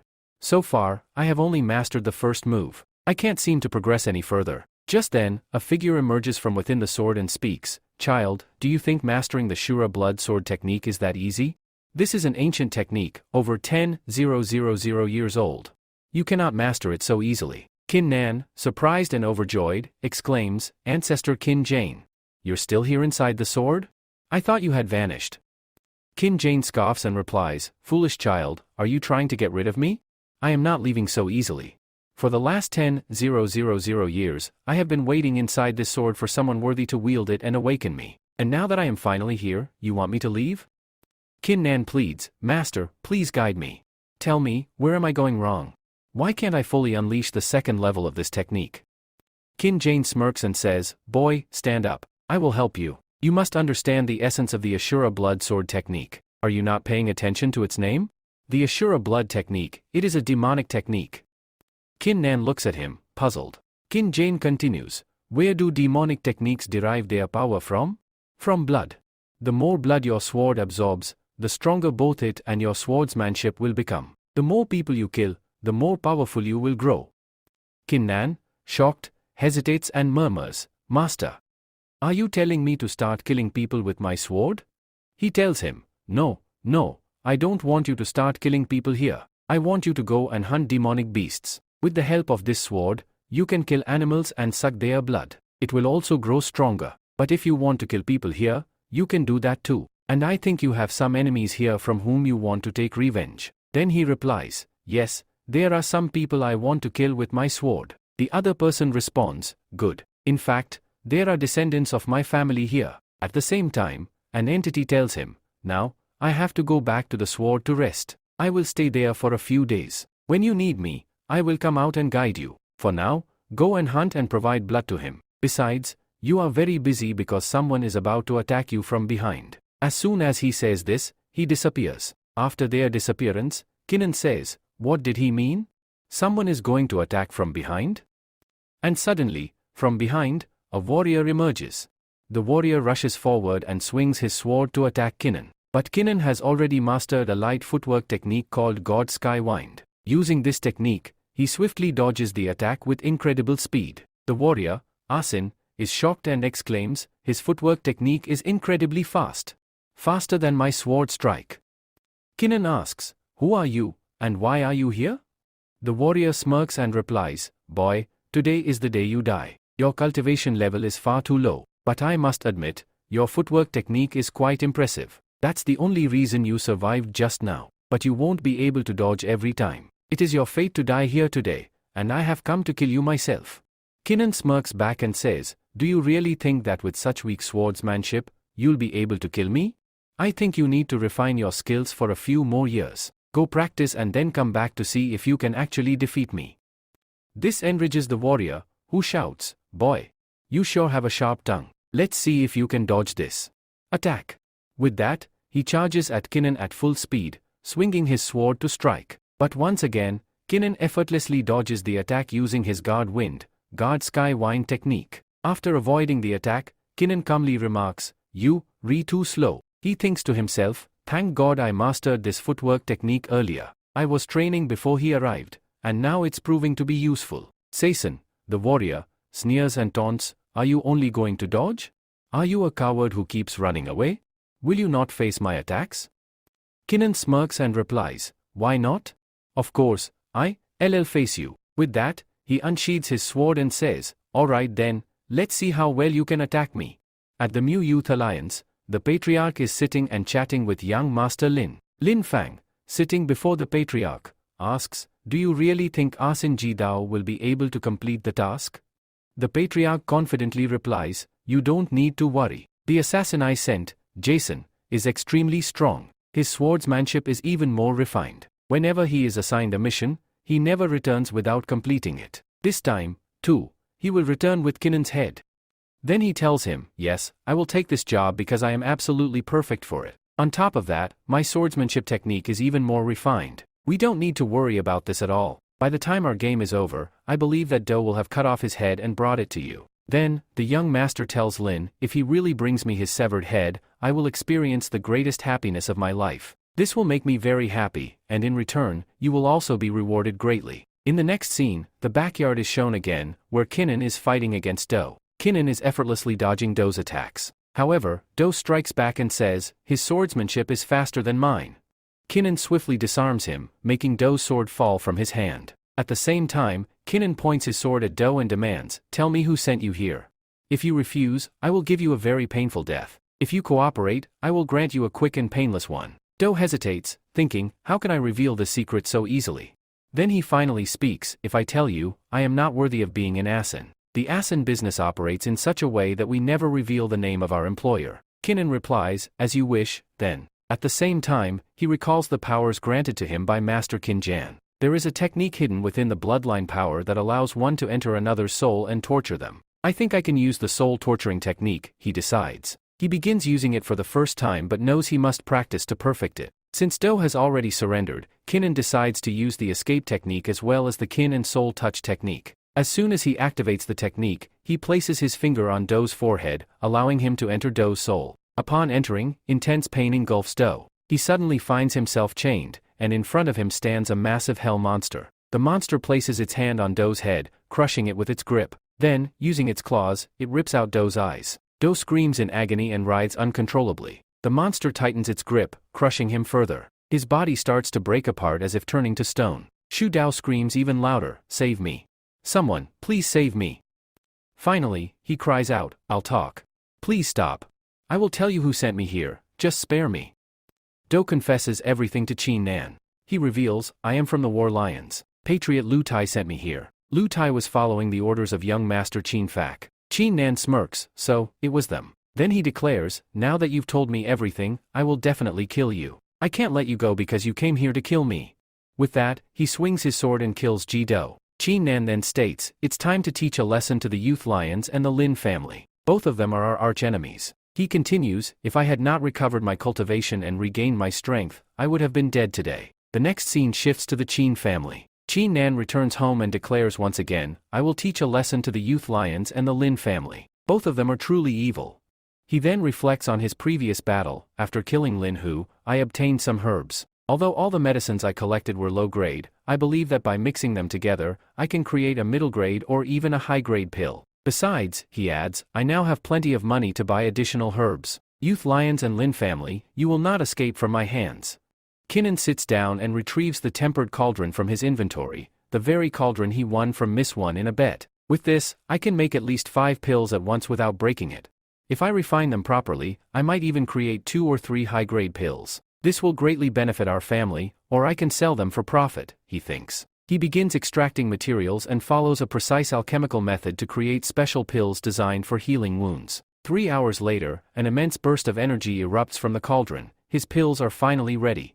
After the pills are ready, he says, "I thought I could make at least 3 perfect low-level pills here, but I could only make 2. This means the results are still not satisfactory. I have to ensure every pill I make is perfect. I need more practice if I want to pass the alchemy test." Then, he puts all the pills into a bottle and says, "If I sell these pills to Miss One, I think I will gain a lot of benefits. But before that, I must obtain an alchemist's license. If I don't get the license, I won't be able to sell these pills." The story then shifts to the Lin family. It is unclear how many brothers the Lin family has, but we are introduced to another young master, Lin Ting. Lin Ting is performing alchemy and successfully produces some middle-class pills. Lin Qinfang checks his pills and says, "Younger brother, you are truly talented. You didn't just make low-level pills but mid-level ones, and all of them are of high quality. These are even better than the pills currently available in the market." Lin Ting humbly responds, "Big brother, thank you for your praise, but these pills are nothing. I can make even better ones. However, if we introduce these mid-level pills to the market, people will definitely buy them." Lin Qinfang replies, "Our goal is not just to sell these pills, but to establish our dominance. I want to take revenge on Qin Nan and Lady Wan of business lines. That's why you must get an alchemist's license as soon as possible. Once you have the license, we can officially sell our pills in the market." He continues, "We all know how skilled our elder brother, Li Zhangyan, was in alchemy. But now, he is a complete failure. Both his arms and legs are broken." Hearing this, Lin Ting's expression darkens with anger. Clenching his fists, he declares, "I will not spare that man. Once I see him, I will do the same to him, cut off both his arms and legs, just as he did to our elder brother." Lin Qinfang smirks and says, "Good. But control your anger. Tomorrow, you must pass the alchemy test, no matter what. You must return with the license." Lin Ting nods confidently, "Brother, believe me, I will return tomorrow with the license." With that, Lin Ting leaves. After Lin Ting leaves, Princess Jan Bungalan arrives and speaks to Princess Ju. She asks, "Are you really going to kill Qin Nan?" Princess Ju replies, "Yes, that is the plan. We are going to kill Qin Nan. But, are you feeling bad about it? Do you not wish to see him die?" Princess Jan Bungalan shakes her head, "No, it doesn't matter to me at all. He is just a small firefly, while you are the sun. He is nothing compared to your brilliance. Very soon, you will become part of the inner department of the fire sector. Once that happens, Kin Nan will be nothing in front of you. Young master smirks and tells Linu, that's right. Anyway, you are going to be married soon. But let me make one thing clear, until our wedding, I don't want you roaming around like this. Princess Jan Bungalan pouts and replies, okay, I will listen to you and won't roam around. But you must promise me one thing. You said that after becoming the inner supplier of the fire sector, you will make me the outer supplier. Will you fulfill that promise? He grabs her hand, pulls her close, and whispers, of course. Now that you are my wife, I will fulfill your every wish. In the next scene, we see Kin Nan arriving at the City Lord's palace with Miss Wan to take the alchemy test. This test is being held inside the City Lord's office. Kin Nan tells Miss Wan, my father and the City Lord were once great friends. Back when the Kin family was powerful, the City Lord visited us many times. But ever since our family's decline, he has never come to meet us even once. Miss Wan responds, let me make one thing clear, you must become strong. If you hold power, even the Emperor himself will come to visit you with respect. Strength is everything in this world. Kin Nan, surprised, asks, is that really possible? Can strength alone make the Emperor respect me? Miss Wan nods, yes, everything is possible with strength. Kin Nan takes a deep breath and says, then let's go inside quickly, pass this test, and get my alchemist's license. Meanwhile, Lu Tai from Youth Lines and young Master Lin Ting also arrive at the City Lord's office. They have come for the same test. The tension is rising as they follow Kin Nan inside. As those people follow them, they say, look what is happening here. Qin Nun has come here with Miss Wan. Lu Tai is very surprised to see this and thinks, Qin Nun is still alive? He hasn't died yet? That means Jido didn't kill him. Then where could Jido have gone? Just then, a man turns around and says, look who has come here. Lu Tai is here. Lion's Patria, what brings you to the City Lord's manor so early in the morning? Have you come here to beg for something? Or are you just here to wander around? Patria replies, we have not come here to admire the scenery at the City Lord's office, and I doubt you all have come here for that either. I think we are all here for the same reason. We have come to take the alchemy test. At this, young Master Linting steps forward and says angrily, you cut off both my brother's arms and legs. Today, I will kill you right here to avenge my brother.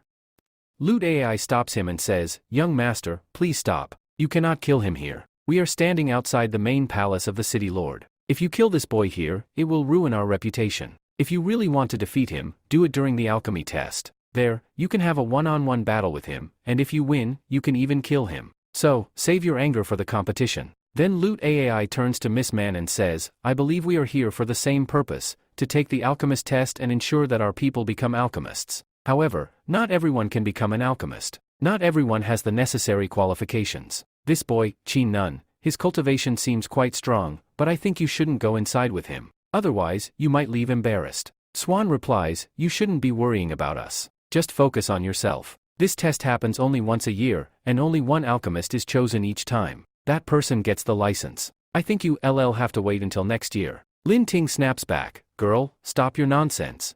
Do you really think I won't be selected, and that bastard friend of yours will? I am the disciple of Master Jan Jiji.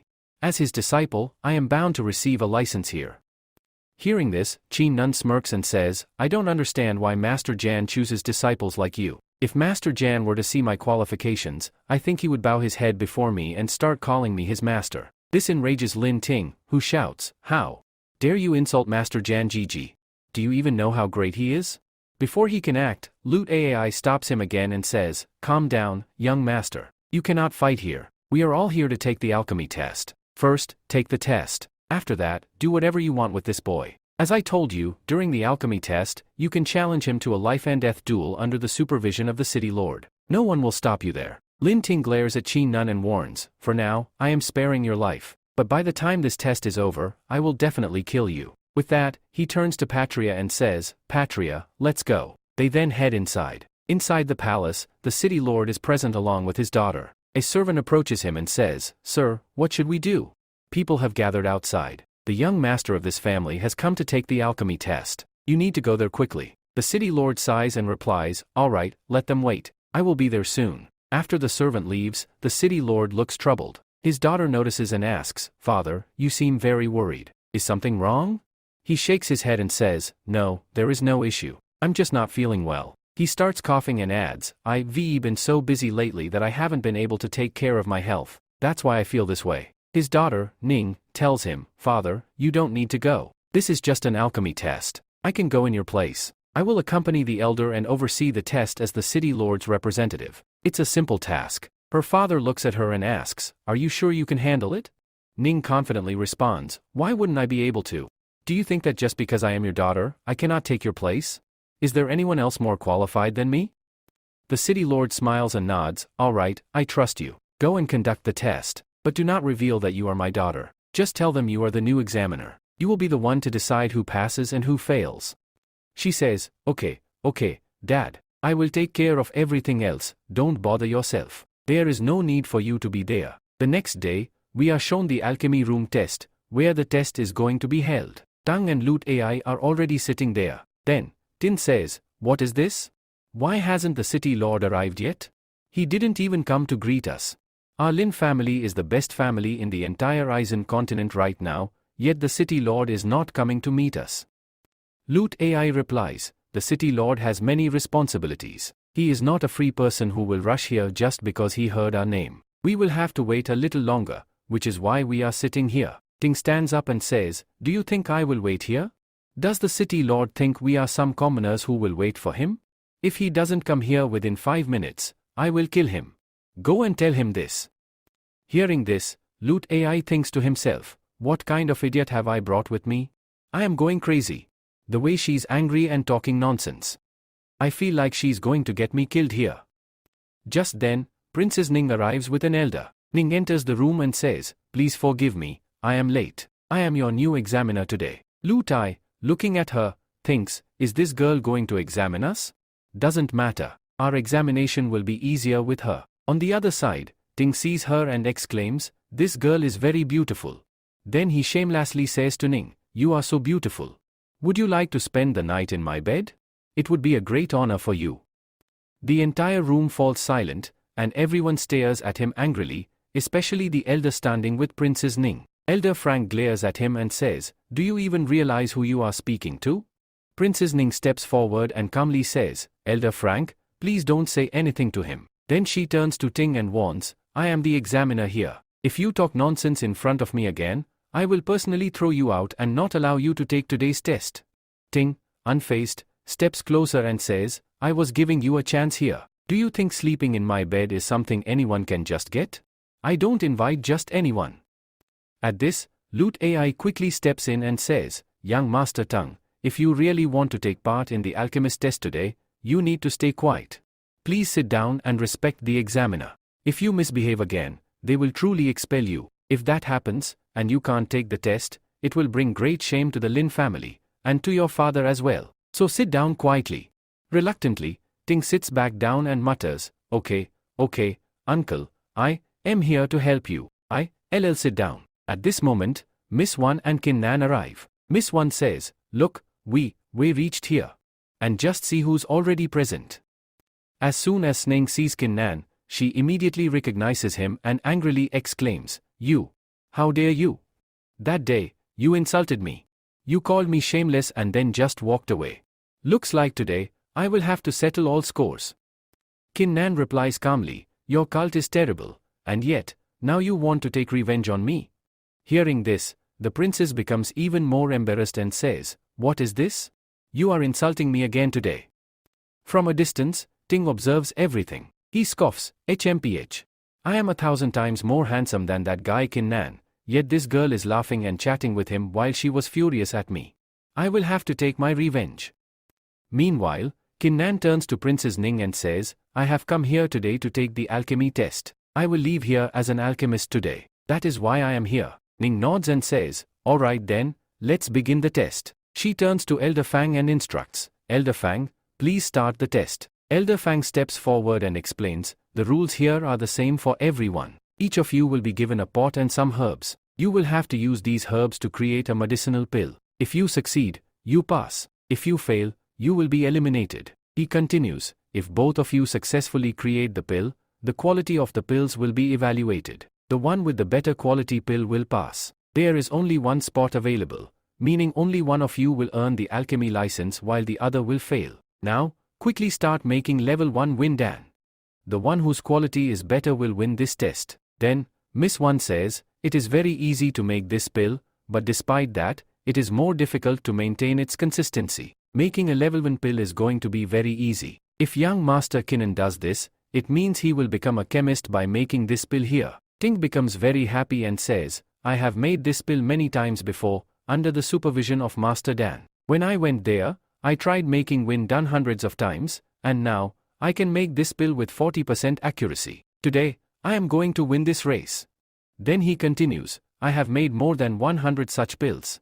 I think I will make this pill very easily. With that, he starts making the pill and confidently declares, I will make it first. That is, I will complete it very soon. After putting all the materials into the cauldron, he announces, my pill is ready. Look, I have made the pill. Elder Fang holds the pill in his hand and says, what is this? This pill is really of 40% quality, that means it's a middle-class pill, which is a very good thing. He then turns to Kinnan and remarks, you haven't even started yet. I think you don't know anything about Win Dan, how to make it, or maybe you saw how fast I made the pill and now you want to give up because you, scared. Kinnan responds, what do you think? Just because you made it quickly, you assume you, better? I can make this pill in just 10 seconds. Will you believe that? Tink scoffs, stop talking nonsense. You, just joking. It is impossible to make such a pill in 10 seconds. I don't think you have ever made this pill before. How can someone who has never made this pill before suddenly make it in 10 seconds? Kinnan smirks and replies, you are absolutely right. I have never made this pill before today. Then, Lut Ai interjects, boy, there is no limit to your arrogance. You are just saying things randomly because you, scared that you, be humiliated. Our young Master Tink easily made a middle-class Win Dan. That's why you don't even want to start. I know very well that you have never made this pill before. Have you ever even performed alchemy? He continues, if you had, you would have known that the young master of the Kin family, Kinnan, is an alchemist and can perform alchemy. Kinnan sits there calmly and says, all of you will see very soon how I make a pill in just 10 seconds. Making Win Dan is a very easy task. It does not matter how many times you, practiced it before. What truly matters is whether you know how to make a pill or not. With that, our Kinnan says, look, my pill is ready. In just 10 seconds, Kinnan completes his pill. As soon as he picks it up, a bright light begins radiating from within it. Elder Fang steps forward in shock and exclaims, this boy has actually made this pill in just 10 seconds. He continues, before today, we have never heard of anyone making Win Dan at such speed. Making a pill is not an easy task. I think his pill is going to be very poor in quality, or maybe he didn't actually make it, perhaps it's fake, and he brought the pill from somewhere else. Ta comments, I think this boy is bluffing. Elder Fang checks the pill, and only then will they know its true quality. Meanwhile, Kinnan laughs and confidently says, Elder Fang, please check the pill. Elder Fang steps forward, holds the pill in his hand, and examines it carefully. Then, he announces, this pill is 90% accurate, that means it's a high-level pill. Upon hearing this, Princess Ning gasps in disbelief, has he really made a high-level pill here? I've heard that even top alchemists struggle to make pills with 90% accuracy. Most of the alchemists here have not even reached this level. She continues, to make a pill with 90% accuracy in just 10 seconds? I think even the higher alchemists of the fire sect cannot do this. Tang then steps forward and turns to Elder Fang. Elder Fang, did you not see that Kinnan has never practiced making this pill before? We all know he is not even an alchemist. Won't you investigate how he made this pill so easily in just 10 seconds? I think he already had this pill in his pocket. When the test started, he simply took it out. I believe you are also involved in this, Elder Fang. It seems you have taken money from him. Hearing this, Elder Fang's expression darkens, and he slaps Tang across the face. Lin immediately steps forward, holding his cheek, and shouts, how dare you slap me? I will tell the people of the Lin family, and they will come here, kill you, and destroy your entire city lord's palace. Lut Ai quickly intervenes, Elder Fang, he is just a child. Please forgive him. His anger is not under his control. I apologize on his behalf. At the same time, he thinks to himself, this bastard is going to get me killed along with him. I intervened here to calm Elder Fang down because his cultivation level is far beyond both of us. If he wanted, he could easily throw us out of here. Taking advantage of the moment, Elder Fang declares, okay, now both of you leave this place. However, if you want to compete again, there will be another pill-making competition. If not, then leave immediately. Our Kinnan then speaks up, Master Fang, now that these people have come here to participate, why don't we compete in terms of strength instead? They lost the pill-making competition and believe that I cheated. So why don't we settle this with a fight and see who truly deserves to win? Ting says to him, yes, why not? Yes, why not? I am ready to fight with you. I did not think that you were so brave. Now that you have proposed this yourself, then okay, I will fight with you. I accept your challenge. Today, I will definitely put you down. At the same time, he is thinking to himself, I know that this boy is at the 4th level of body training, so I can kill him very easily and take revenge for my brothers. With this, Ding says to Lutai, I promise you here that if you try to stop me this time, then I will kill you too. So, stand quietly on the side. Lutai moves to the side and stands up. He says, okay, Nan, if you want to fight with him, then you can do it. Lutai thinks, this bastard will not survive at all. Then, Master Fang says, okay, now that you both have decided, come with me. He takes them along and walks toward Rina. At the same time, he thinks, what is this boy Kinnan thinking?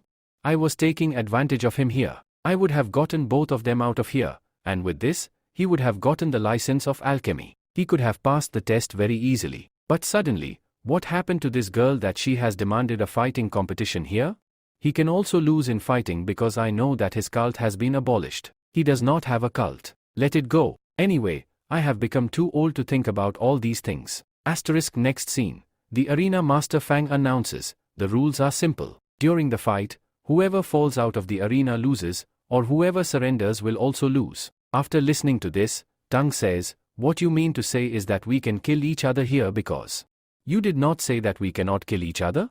Master Fang replies, yes, you both can kill each other here, but I hope that you will not use this way. Either you will get out of the arena, or you will surrender. That will be better for you. Ting picks up his sword and says, do you think that I will let him surrender so easily?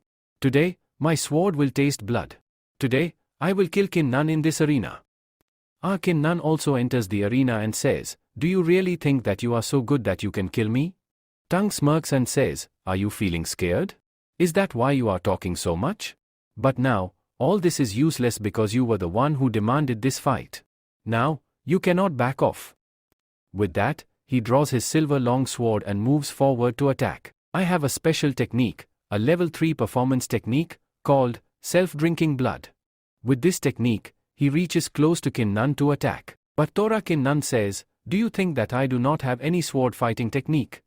With that, Kinnan uses his Shura sword technique.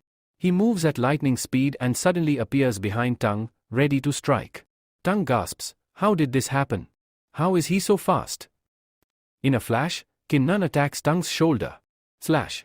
Blood starts flowing from his wound as Tang stumbles to the ground. Without hesitation, Kinnan delivers multiple strikes, and with one final blow, Tang collapses and dies on the spot. Kinnan smirks and says, look, I have killed another piece of garbage. Lutai yells, what have you done? How dare you kill the young master of the Lin family? Kinnan turns to Lutai and says coldly, pick up the dead body of this bastard and deliver it to his father. Also, give him a message. I am going to destroy the Lin family very soon. I will kill all his sons in this way, and after that, I will wipe out the entire Lin family as well.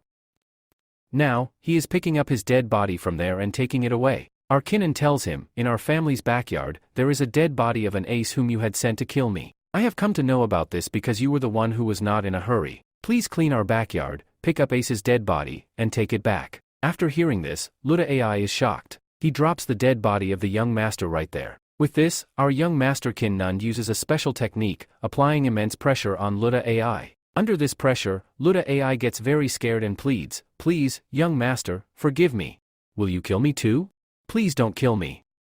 At this moment, Miss Van steps forward and says, Luda AI is a patriot. He is a patriot of Youth Lions. We cannot let him die here because he is very famous. I think we should spare his life for now. Kinnan agrees, yes, okay, let's leave him alive. Meanwhile, Kinnan feels very proud of himself because he successfully used the Great Ashera bloodline technique, which released his murderous aura. Due to this, Luda AI, once a great master, is now trembling in fear before him. At this moment, Princess Ning steps forward and says, I have seen you after a few days, and look, you have already made a breakthrough.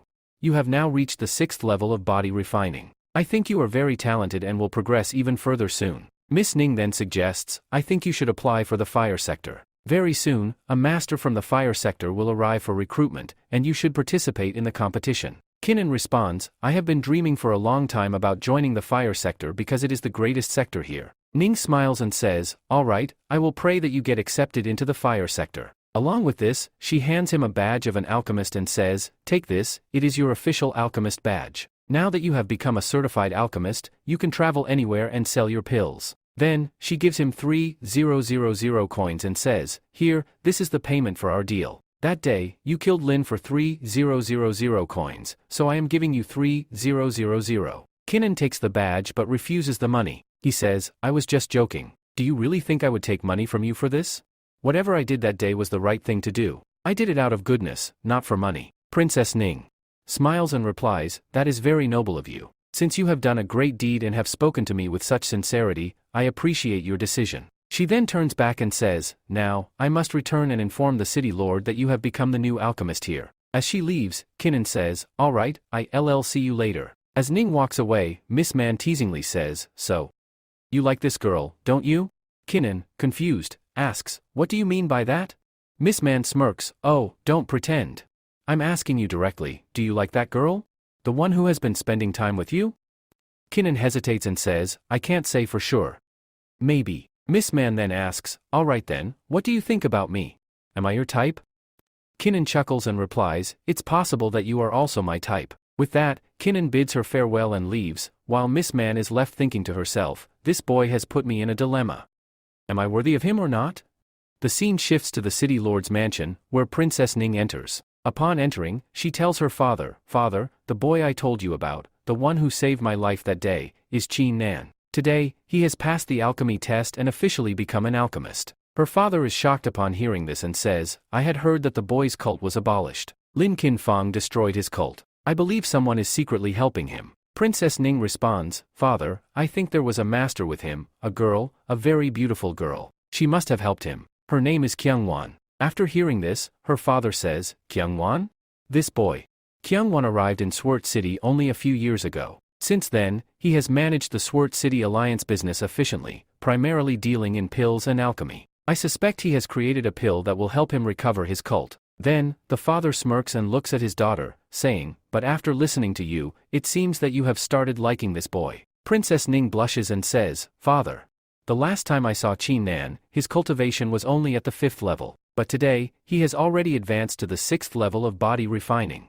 That is why I praised him. Moreover, he has now earned an alchemist's license, which means he is highly skilled. Why shouldn't I acknowledge his talent? Her father steps forward and says, my daughter, listen to me. I believe he is only using medicinal pills to enhance his cultivation. Yes, using herbs and pills can temporarily boost one's strength, but true cultivation requires effort. Now, you belong to the fire sector, an elite and prestigious group. And that boy? He is merely a lowly young master. How can a lowly young master from a minor family ever be worthy of the city lord's daughter? Ning says to him, Dad, now what is being discussed here? I think your daughter can decide who she likes and who she doesn't. Then, her dad tells her, I am comparing here. He is not like you at all. Why do you think the elders of the fire sector chose you? They know very well that you can become a great master. That is why they wanted to make you the apple of their fire sector and selected you, taking you with them. Whereas that boy will live in this small family all his life and die in this family. I do not want you to meet that boy in the future.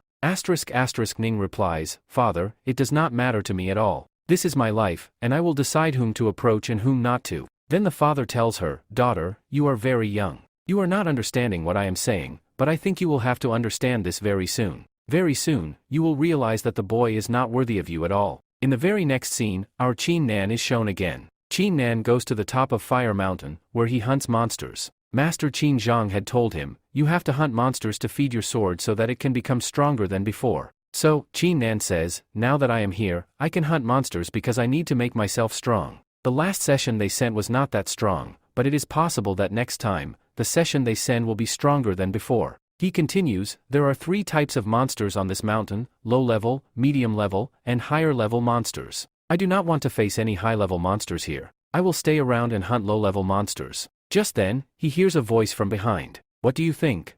Is this a monster? A shackle is lying nearby. He says, well, this is fine. This is a middle-level monster, so let's hunt this monster. Let's hunt this wolf. Qin Nan moves forward with his sword and strikes at the monster, the wolf, cutting its neck. At the same time, another wolf appears, and he kills that wolf as well, slinging his sword across his body. When the sword enters the wolf's body, energy bursts out with its blood, and the energy flows into Qin Nan's body through the sword. Suddenly, he looks around and sees a whole group of wolves surrounding him from all sides.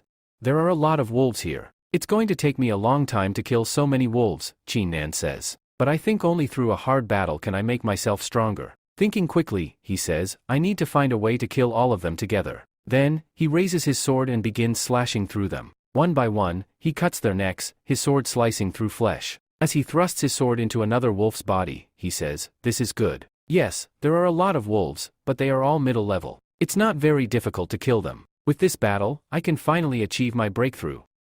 While Qin Nan is finishing off the wolves, a tremendous roar echoes through the mountain. The sound shakes him to his core. Qin Nan suddenly feels a deep fear rising inside him. What kind of monster is this? Why am I feeling this scared just from its roar? He looks up towards the top of the mountain. There, a massive wolf stands proudly, the Wolf King. You are a guard-level beast, a higher-level beast. How am I supposed to face you? Qin Nan mutters. The Wolf King leaps from the mountain top, landing right in front of him. Then, without warning, it launches a fierce attack on Qin Nan. Then, Kinnan moves aside using his Sky Guard wing and special move. He says, thankfully, I have mastered the special fast move here. I have also mastered the footwork technique, which helped me survive. Suddenly, Sussy attacks. Kinnan narrowly avoids the attack and, at the same time, feels as if he has made a breakthrough. He exclaims, this is great. I activated the Sky Guard step technique at the right moment, and because of that, I have achieved a breakthrough. Now, I can use its second step, Sky Guard Void. Sky Guard Void is the second level of this footstep technique, allowing him to disappear and hide in one place. With this ability, he can move swiftly, dodging attacks with ease. Just then, Kinnan flies into the air and taunts, come quickly. Look at me. Let's see if you can attack me or not. I'm in the air, and you can't reach me. The White Wolf King launches an attack at Kinnan, but Kinnan swiftly dodges using his Sky Guard step. He sighs in relief, thank God. I avoided that attack. That was extremely dangerous. If it had hit me, I would have died a terrible death. But then, something unexpected happens, the energy from the White Wolf King's attack rebounds. Kinnan realizes in horror, this is bad. The energy is coming back. This time, he doesn't get a chance to use his Sky Guard step, and the energy blast strikes him directly on the waist. The impact sends him crashing to the ground. As he falls, Kinnan mutters, it's over. I'm going to die here. Just then, Elder Kinnan emerges from within his sword and says, son, I will help you. He transfers some of his energy to Kinnan and urges, get up quickly. Use the Shura blood sword technique to defeat this beast. Kinnan stands up, determination burning in his eyes. Elder, thank you. I will finish this beast with my swordsmanship. With Master Kinnan's power merging into him, Kinnan feels a surge of strength. I feel like I've reached the peak of body refining. So much power is coursing through me. Because of this breakthrough, he realizes, I can now activate the second level of the Shura blood sword technique. Let's test it on this White Wolf King. Kinnan grips his sword tightly and charges forward. At the same time, the White Wolf King lunges at him, mouth wide open, ready to strike. With lightning-fast reflexes, Kinnan swings his sword at the wolf's neck. The blade slices through, and the White Wolf King collapses to the ground, bleeding profusely. Kinnan breathes heavily, thank God. I killed this beast.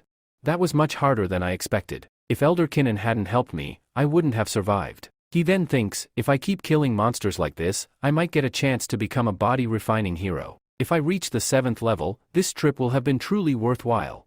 Kinnan starts cutting the White Wolf King's horn and sighs, my ring isn't big enough to store such a huge wolf. Its entire body is a treasure, and selling it would bring a fortune, but my storage space is limited. For now, I'll just take the horn. I can sell it later or use it to make a blood-clotting pill. He then turns to Elder Kinnan and expresses his gratitude, thank you, Elder. If you hadn't been here, I would have died. Master Kinjan replies, this was just a small matter. But listen, Kinnan, this fire mountain is full of monsters. The deeper you go, the more powerful they will be. I suggest you stay at the outer edges and hunt lower-level monsters. Kinnan nods, all right, Master Kinjan. I will do as you say. With that, he resumes hunting monsters. As evening approaches, Kinnan picks up the dead body of a boar and thinks, this should be enough for today. I should light a fire and cook this meat for dinner. Just as he prepares to set up camp, a piercing scream echoes through the air. Kinnan looks up, alert. What's happening? That sounded like a beast, but also, a girl's voice? Without wasting a second, he rushes toward the sound. There, he finds a massive lion-like monster lying dead on the ground. Beside it, a girl is lying unconscious, gravely injured. Kinnan stares in shock. Who is this girl? What happened here? It looks like she was fighting this beast, but she's badly hurt. Kinnan says, I think this girl must have killed this big tiger. Let's save her life for now. He goes ahead, picks up the girl, and takes her far away from there. Then he says, let's go to our camping place. The Indian friend, crying, says, I wanted to make a blood-clotting pill for myself using that big wolf's horn, but now I think I will have to make this pill and feed it to this girl so that her life can be saved. He lights a fire and starts cooking the boar while taking out his collar don and making the pill. After finishing the blood-clotting pill, he says, look here. I have made a pill of 80% quality. With the help of this pill, this girl can be saved. Her recovery will be very fast. After making the pill, he goes to the girl and puts it in her mouth. Then, he moves to the side and sits down. After a while, the girl regains consciousness. She gets up, picks up her weapon, and says, Who are you? What are you doing? What do you want to do with me? What have you done to me? The nun says, Oh, calm down. What are you doing here? I have saved your life. If I had not given you the blood-clotting pill, you would have died from your wounds. So, you should be thanking me. Also, you shouldn't be moving too much. Sit down comfortably and quietly. However, the girl ignores his words and says, Why would I trust a pervert like you? She raises her weapon and moves forward to attack him, but because her body is too weak from internal injuries, she collapses. She groans, I am in a lot of pain. Kinnan sighs and says, Idiot. I told you that your body is severely injured. You need time to recover. He helps her sit near a tree and says, Sit there. I'll check whether the meat is roasted or not. The girl sits down and watches him shyly. Feeling embarrassed, she eventually mutters, Thank you very much. Kinnan casually replies, No problem, no problem. He sits down and starts eating his meat. The girl, now hungry, frowns and says, Are you really a fool? Do you not know who I am, or are you intentionally not giving me food? Kinnan looks at her and says, I don't know who you are. Then, he gets up, gives her the meat, and sits near her. The girl looks at him and asks, Are you really an alchemist? Did you make that pill? Kinnan nods. Yes, I made it. She frowns. But you can't just make a blood-clotting pill like that. How did you manage it? That was a second-level pill, and its quality was 80%. How? Kinnan replies, Yes, I made that pill. I just got my alchemy license, but making high-level pills? That's impossible for me. You must be mistaken. The girl smirks. Do you know who I am? My real identity? She pauses and then declares, I have been sent here by the fire sector. I am an elder from the fire sector, here for the recruitment test. Very soon, a recruitment test will be held, and we will select a disciple for our fire sector. Your alchemy skills are impressive, which means your fighting skills might be as well. That's why I want to recommend you. So, are you ready to join the fire sector? Just tell me about your city. Kinnan answers, I am from Swart City, but you don't need to offer me special recruitment. I want to get in through my hard work. The girl looks at him thoughtfully and says, I appreciate your bravery, but let me tell you something, only one candidate from Swart City will be selected. This is a secret that no one knows. Do you really think you'll be able to compete with all the other people and surpass them? Kinnan smirks. It would be boring if I didn't compete with anyone and got selected so easily. I think it'll be a lot of fun when you come to take the test. She then informs the girls, exactly 3 days from today, a big event is going to take place in the Lin family, where Lin Kinfang is getting married. On that same day, we will also be there. My friend and I will come and hold a competition. During the competition, whichever decile passes the test will be considered a decile of the fire sector. You can join us that day. Kinnan responds confidently, Yes, why not? I will definitely come. Anyway, I have my old enmity with Lin Kinfang. That scoundrel wants to enjoy double happiness on his wedding day, getting married and becoming a judge of the fire circle. But that day is going to be his last.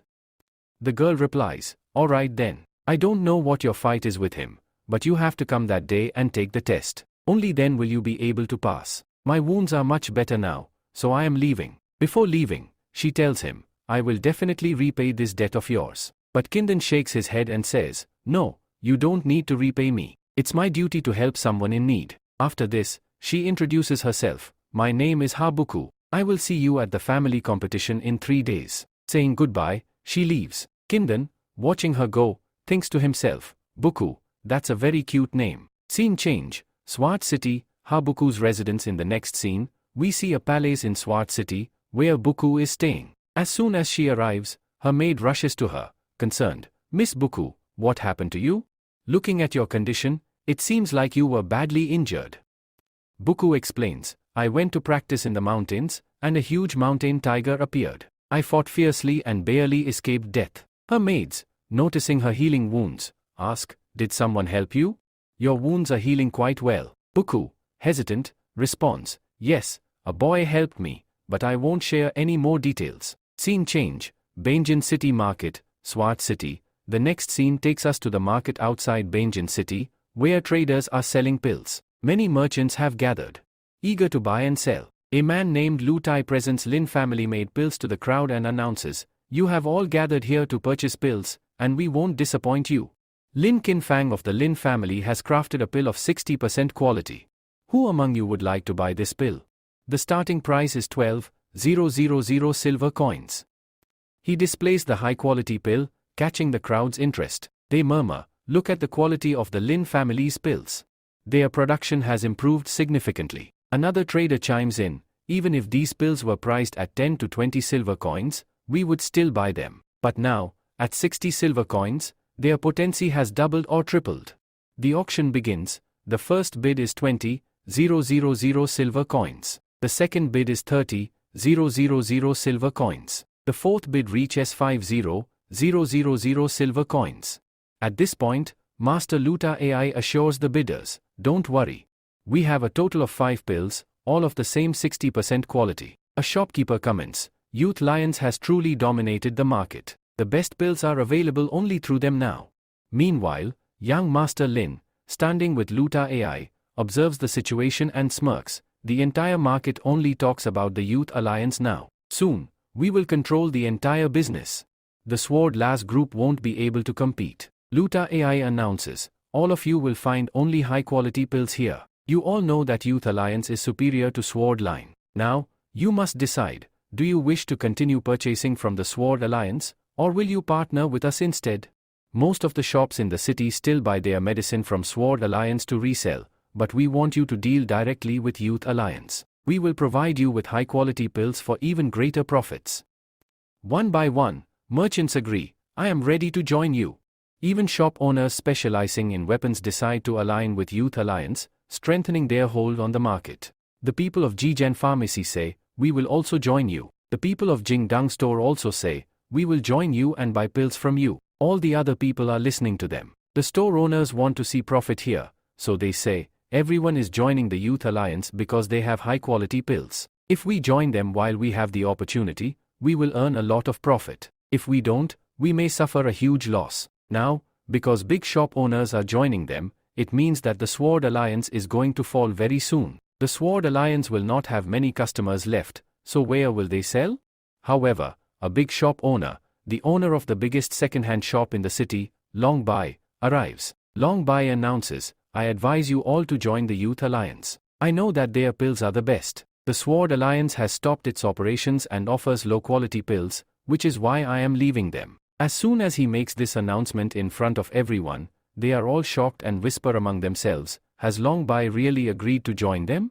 If Master Long Bai joins, then the Sword Alliance will not be able to survive. He used to buy most of their pills. Lu turns to Ayu and says, Mr. Long, I never expected you to come here personally and announce in front of everyone that you are joining us. Now that you have, I promise you will benefit greatly. We made the right choice. Long Bai responds, it is a great honor for me to join you. We are businessmen, and we will always prioritize our business profits. Suddenly, a woman from the Swarna Lines steps forward and accuses him. This is shameful. You are betraying Swarna Lines. Once, you were a member of Swarna Lines, and now you are abandoning us to join the Youth Alliance? You should be ashamed. The other people dismiss her concerns and say, what's the problem? We are all businessmen. We will go wherever we can make the most profit. The Youth Alliance can provide us with better pills, while the Swarna Lines cannot. So why shouldn't we switch? Long Bai asks, tell me, what harm is there in joining them? They are currently the strongest, and they have the best quality pills. That is why I changed my decision. The woman warns the crowd, you will regret this decision later. Then she quickly runs to the back where Kin Nun, Miss Wan, and their people are gathered. When she arrives, Mara. Kinnan is already there. Kinnan sneers, look at the decision Long Bai made. He has been bought and now wants to become the Lin family's dog. Hearing this, Long Bai and says, have you gone blind? Can't you see which side is better? She continues, everyone can see that our sword lines have failed to produce high-quality pills for years. On the other hand, Master Luta AI is producing 60% high-quality pills. That means we will get more profit. And now, you've joined the Kin family's waist? Do you really believe they will help you rise? This proves that your sword lines have been failing for a long time. Master Lin scoffs, their sword lines are about to collapse soon. Luta AI then declares, I think these people should be thrown out. They should not be allowed to sell pills here. The crowd starts shouting, throw them out. Throw them out. The chant grows louder, and everyone yells, nothing from the Sword Alliance will be bought anymore. Get out. Get out. If you people cannot provide good supplies here, then you have no business here. We will not do any business with you from today onwards. All the shop owners are saying the same thing to them. So, our Kin Fang tells all those people, look, I feel very sorry for all these people. All these fools do not know what they are losing here. All these shopkeepers want to become Lu Tai's dogs and also want to become Lin family's dogs because they do not realize what a big mistake they have made. All these people must know that garbage is garbage. But when garbage is collected together in one place, it becomes useless. A garbage den is formed, just like what is happening here now. All these pieces of garbage are mixing together and forming a big garbage den. This man then says to all those people, fine, if all of you want to leave our alliance, then so be it. But let me tell you one thing, you people are going to regret this poor decision later, and when you do, we will not take you back into our sword lines. With this, the man takes out a pill from his side and says, look, this is the pill that was being sold to you by looters from the other side, but the accuracy of our pill is 90%. Now, tell me, what is your reaction after seeing this pill? When all those people see the pill, they are shocked and exclaim, this is a Dan Mang pill. But it really has an accuracy of 90%?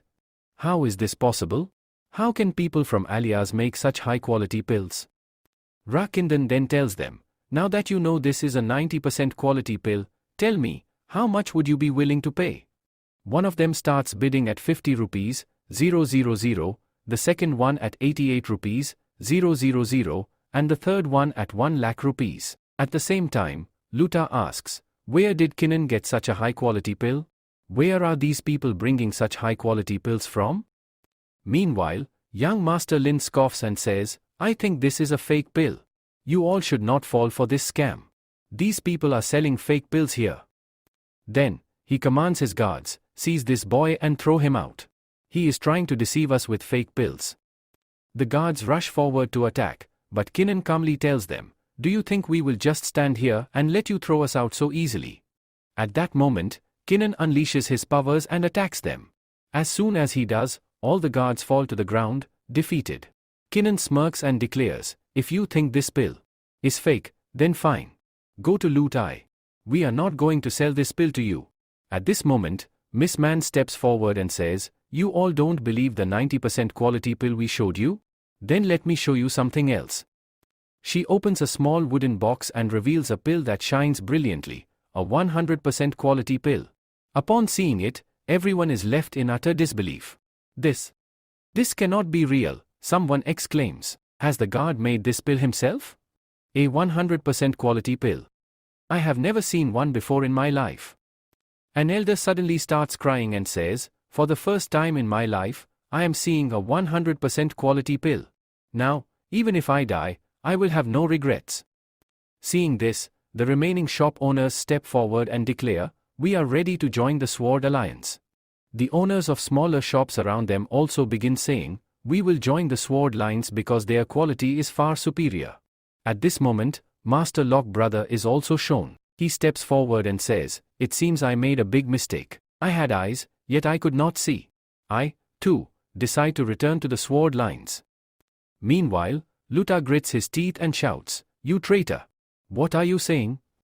Suddenly, Long Bai arrives and says, the biggest medicinal shop in Swart City, the second medicinal shop, is ready to join you.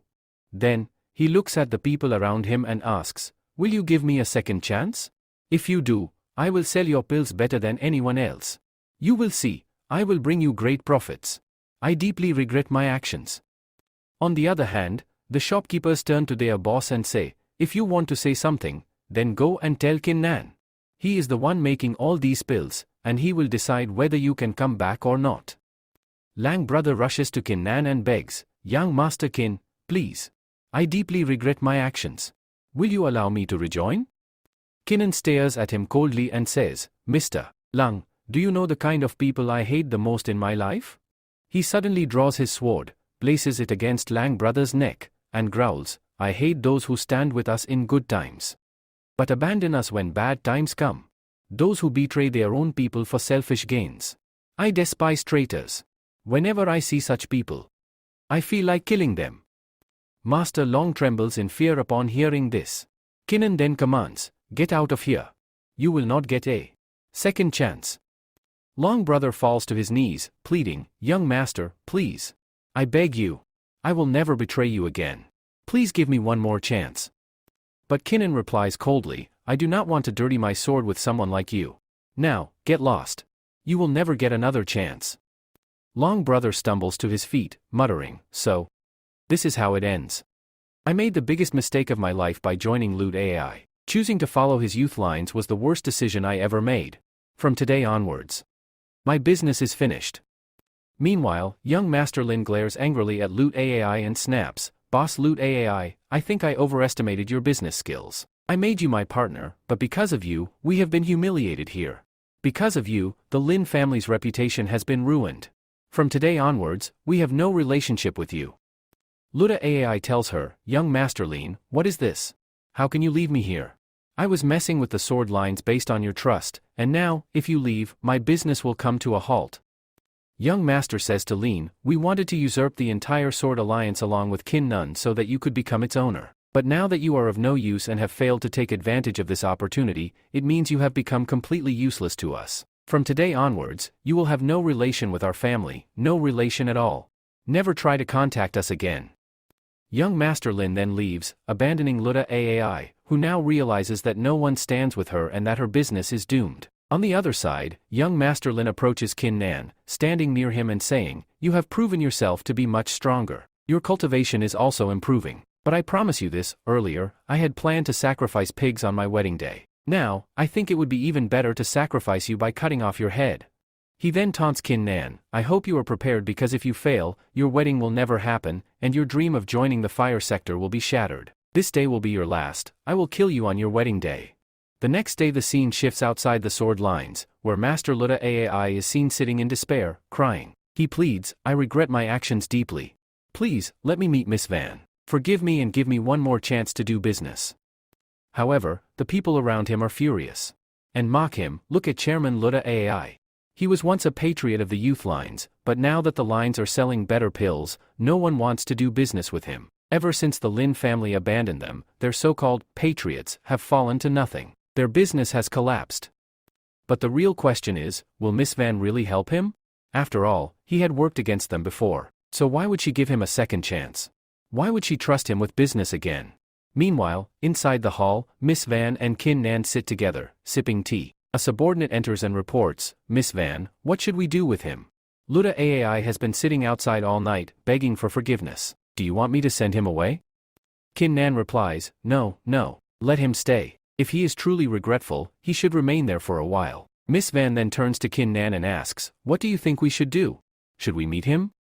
Kin Nan responds thoughtfully, if he really wants to join our Sword Alliance, we should allow it. He is highly skilled in business management. He once ran the entire Youth Lions on his own. I believe he can manage the sword lines well. Miss Van smiles and nods, boy, you are quite intelligent. I was thinking the same thing. Instead of killing him or expelling him, it would be wiser to put him to work under our control. His management skills will benefit us greatly. So, Miss Man tells him, your perception is very good. That is why I have started liking you even more now. Kinnan replies, what kind of things are you talking about?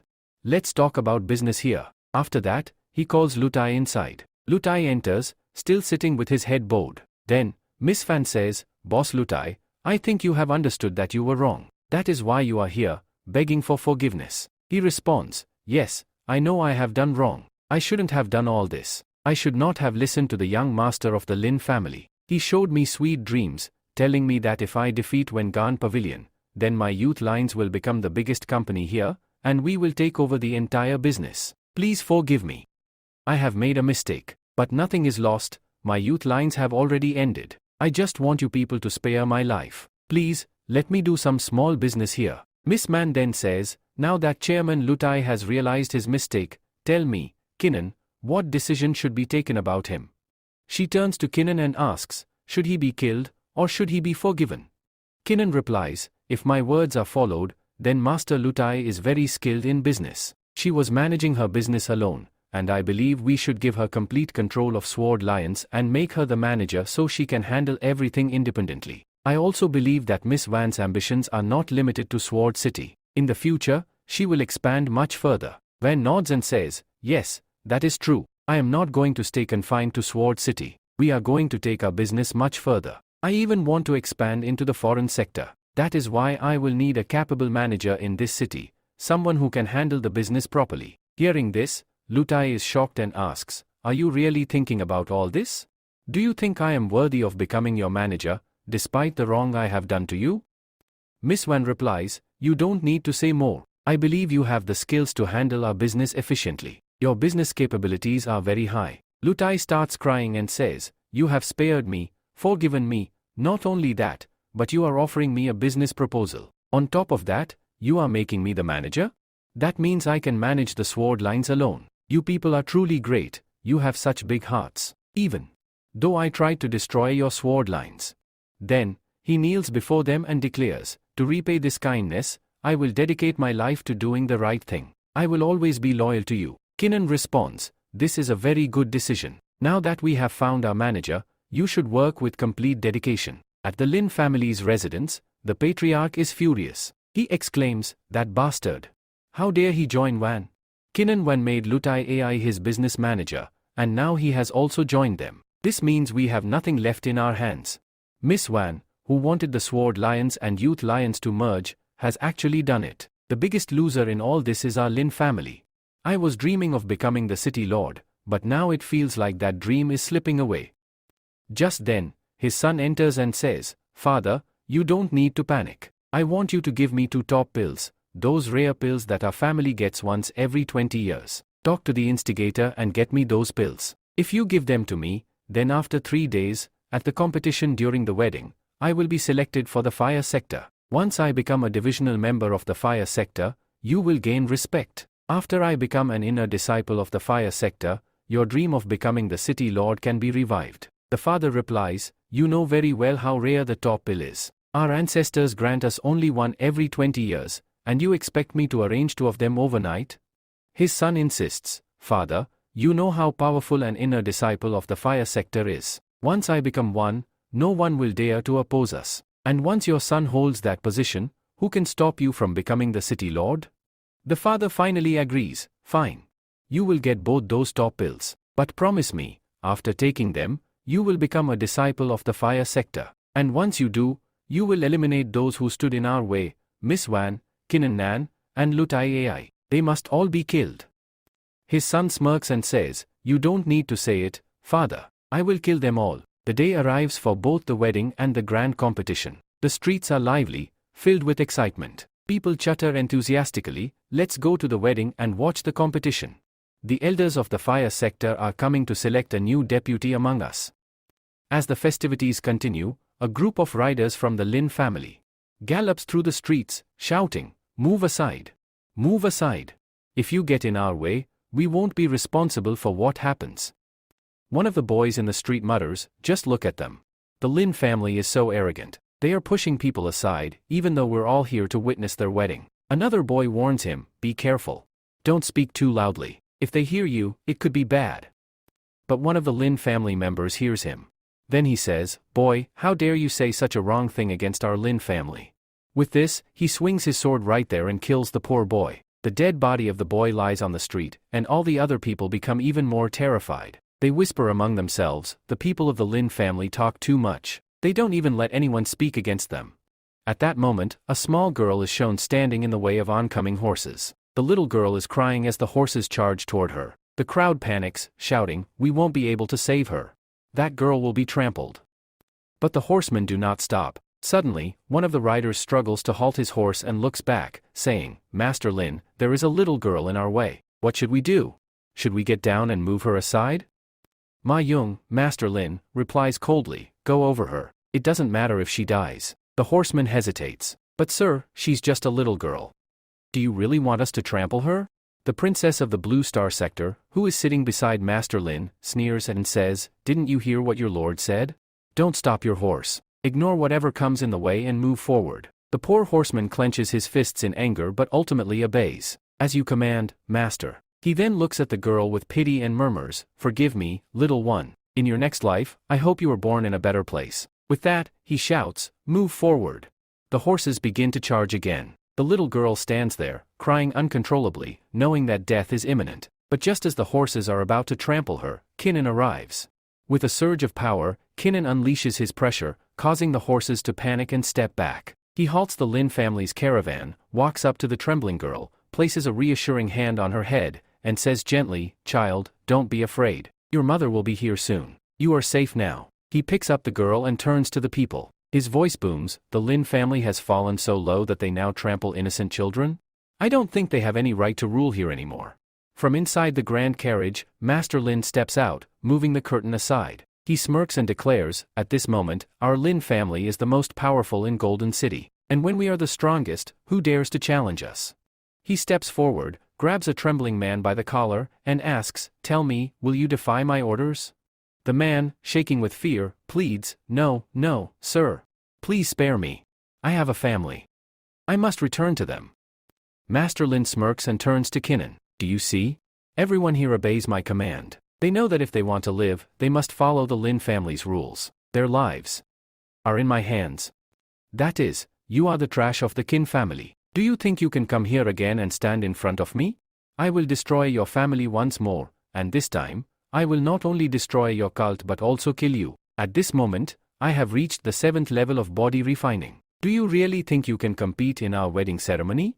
Do you believe you are worthy of becoming a disciple of the fire sect?" Kinnan tells him, "You just have to wait a little longer. Very soon, when the wedding ceremony starts, the competition will begin as well. In that competition, I will show you who truly has the ability to join the fire sect. You won't have to come here and disturb the public unnecessarily." Master Lin replies, "Yes, why not? Let's go, then." "Fine. This time, we will fight in that competition, a fight to the death." Kinnan smirks and says, "Yes, why not?" With that, young Master Lin leaves in his carriage. Meanwhile, on the other side, the mother of a little girl, Bagi, arrives. She is overwhelmed with joy and says, "Young master, thank you so much. You saved my daughter's life." Kinnan reassures her, "It's okay, but next time, if you see members of the Lin family, stay away from them. They are very dangerous people." After hearing this, the townspeople start praising Kinnan, saying, "Look, this is the young master of the Qin family. He is prestigious, respectable, and truly special. He helps people in need, unlike the Lin family, who are nothing but evil and corrupt." The scene shifts to the location where the wedding ceremony is about to take place. A large crowd gathers, and among them are two elders from the fire sect, Buku and Luji. They sit on chairs, observing everything. The city lord and his daughter, Princess Ning, are also present. The city lord announces, "It is a great honor for us that two elders from the fire sect have come here. They will oversee everything. Tell me, how many disciples are you planning to select from our city this time?" Buku responds, "We are only selecting one disciple this time." Luji adds, "Yes, we have space for only one. Hurry up. I don't have time to waste with weaklings like you. Just show me the competition so we can select the disciple and leave." The city lord curious, "Did he just call us weaklings? These fire sect members are too arrogant." At the same time, Alter glances at Luji and thinks to himself, "This man has his own plans. If I gain the support of the Lin family, which is a powerful clan, I can use their resources to strengthen my position in the fire sect. I must recruit young Master Lin as soon as possible." The competition begins. Young Master Lin arrives at the scene and smirks, "What are you all waiting for? Should we start this competition, or are you planning to hand over the title without a fight? I don't think there's anyone here who can challenge me." Suddenly, a young boy steps onto the stage and declares, "I will challenge you." His mother, standing nearby, pleads with him, "Lei, please step down. You cannot challenge him. I don't want to lose you. Please don't do this." But Lei remains firm, "No, mother. I have been training all this time for one reason, to take revenge on young Master Lin. I still remember the day this bastard killed my father. Today, I will avenge my father's death. I have trained relentlessly, preparing for this moment. I will kill young Master Lin and restore my family's honor." His mother, in desperation, cries out, "Lei, please don't do this. Come back." But Lei does not listen. He challenges Lin once more, "Young Master Lin, come forward. Today, you will die at my hands." Lin Qinfang laughs mockingly and responds, "You are at the third level of martial arts, body refinement. Do you really think you are worthy of standing before me? I believe all your years of training have been in vain. Get out of here now while you still have the chance. You won't get another opportunity to walk away." He smirks and adds, "Go run to your mother and hide in her arms. I have no interest in dirtying my sword by killing a weakling like you." Lei clenches his fists in anger and shouts, "Enough with your nonsense. If you want to fight, then fight like a man." With that, Lei leaps forward, ready to attack young Master Lin. When he goes up, at the same time, young Master Lin takes out his sword and tells him, "I think I am feeling sorry for you here. First, your father was killed here, and now you are going to die here. Do you think that with such a poor martial arts technique, one that is of a very low level, you can kill young Master Lin, a body-defining fighter?" With the fact that Lu has reached the 7th level, he also understands that he will not be able to do anything in front of him. At this moment, young Master Lin's sword goes through his body. Young Master Lin kills the boy and says to him, "You dirty, vile person. Did I say that my sword will get dirty with your blood?" He then kicks him, causing Lu to fly back and crash into the arena wall, where he dies. His mother sits beside his lifeless body, crying bitterly, "Son, I had warned you not to go there and fight him. He is a wild person, a monster." In her anger, she shouts, "Lin family, I will curse you so that you will never live peacefully." Hearing this, young Master Lin becomes furious and says, "You are making too much noise here. Fine, you will also meet the same fate as your son." He lifts his sword and moves forward to kill her as well. As his sword moves toward her, Kinnan steps in between and shouts, "You call yourself a martial artist? Yet, you attack an unarmed woman who cannot even fight back. You have no right to be called a martial artist." Lin Qinfang glares at him and says, "Why do you keep interfering again and again? Are you in a hurry to die?" Kinnan replies, "Do you think of all these people as mere sheep and goats, whom you can kill whenever you please? You did the same thing on the street. You were about to trample a child under your horse. It's time for you to be punished for your crimes." Young Master Lin smirks and says, "We are the Lin family. The Lin family controls the military forces and all resources of Swart City. To us, the lives of these villagers are like insects. We can squash them whenever we want." Hearing this, the people of the city become enraged. Nobody likes what young Master Lin is saying. Then, young Master Lin uses a special sword technique. With a swift move, he throws his sword forward, and with that technique, he kills the poor woman. This time, Kinnan is unable to save her. The sword pierces her body, and she collapses to the ground, dead. Furious, Kinnan shouts, "You are worse than an animal. How dare you kill this poor woman?" The people of Swart City are also enraged and turn against young Master Lin. They cry out, "Master Kinnan, please, kill him. Kill young Master Lin."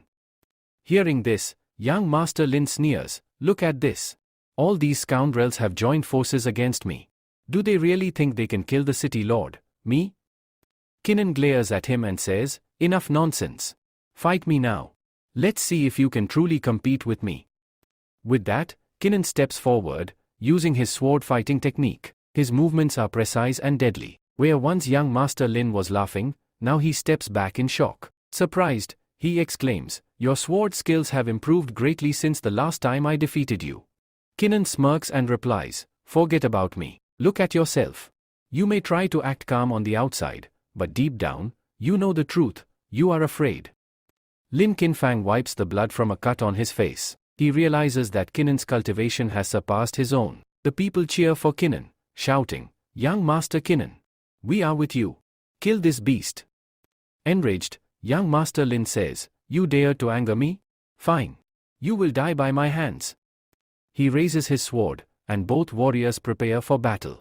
At the end of the last episode, the competition that you all were waiting for had finally begun. On one side was young Master Kinnan, and on the other side was Lin. Young Master Lin picked up his sword and started using a special technique called Jing Jan Zai. His father became very happy and said, "My son has mastered the second move of the special technique. This is a secret technique of our family, which no one has been able to defeat until now." On the other side, the city lord observed the fight and remarked, "I don't think Lin will be able to stand against this special technique for long. And if he doesn't die from this attack, he will at least be severely injured." Meanwhile, Nabucco was shown cheering for Kinnan. He shouted, "Kinnan, hide quickly. You are going to be directly hit by his attack."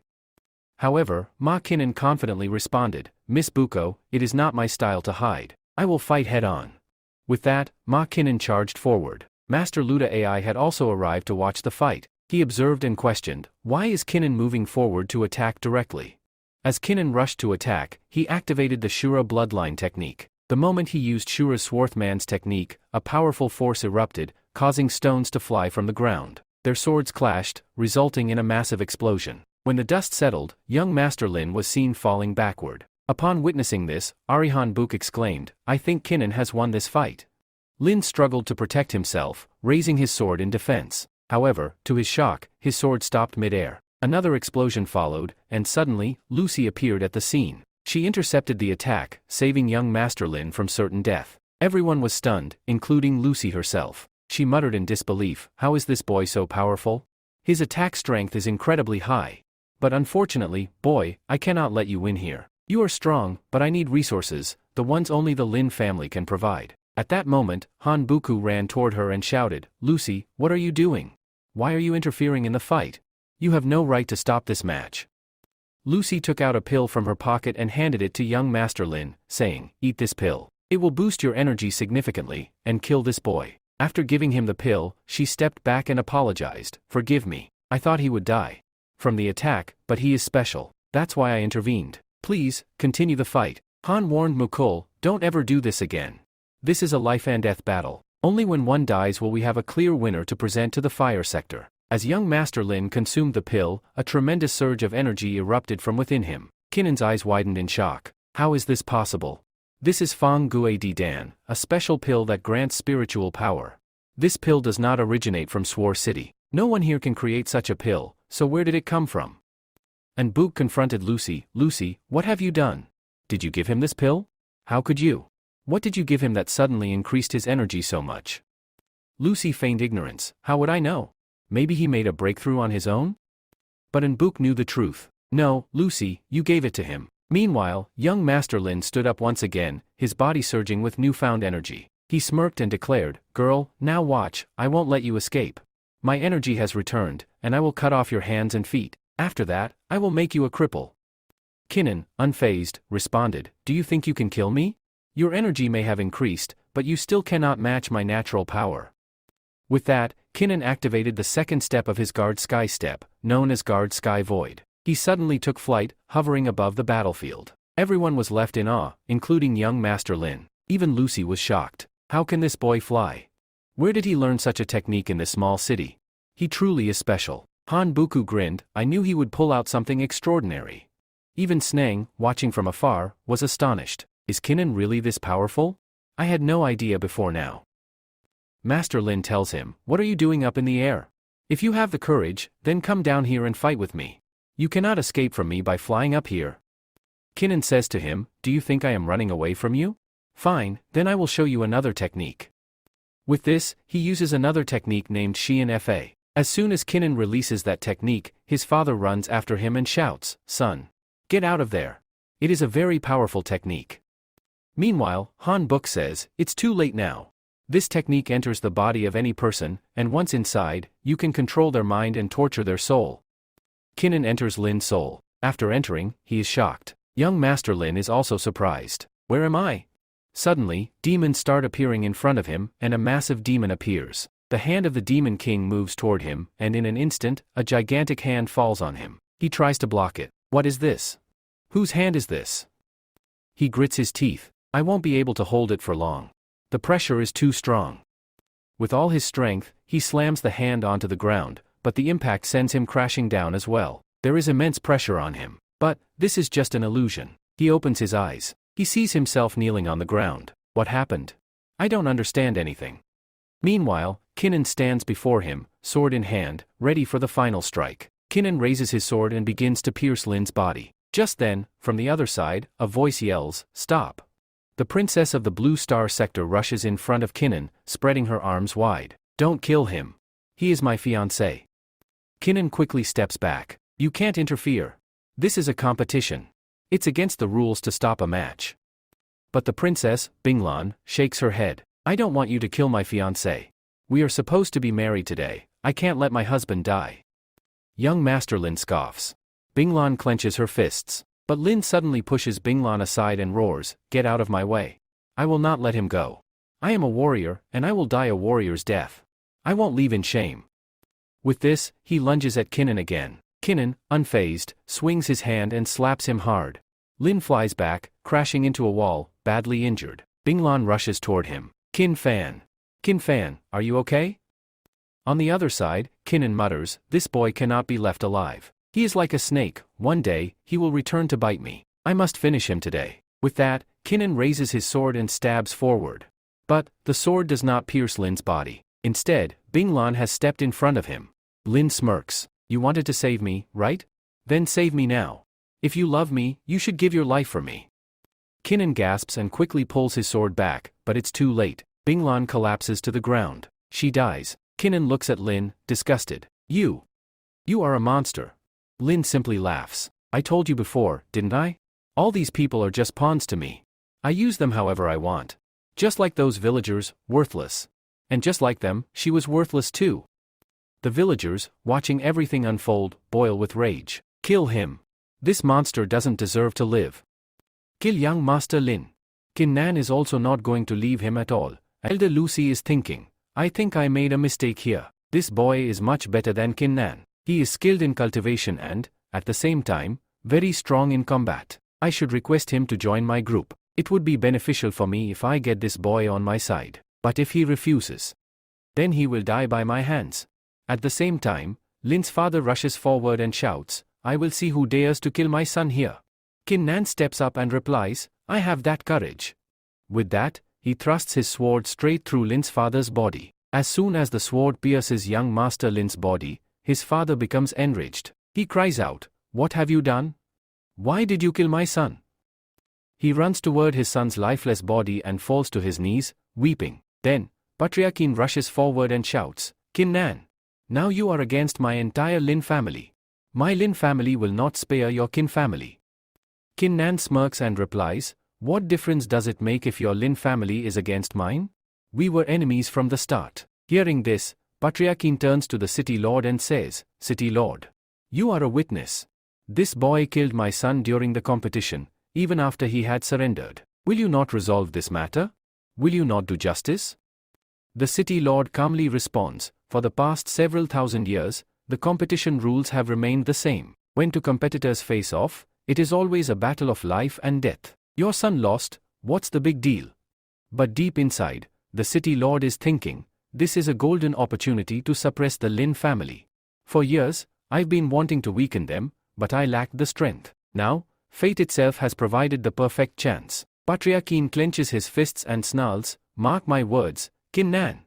You killed my son, and I will personally kill you."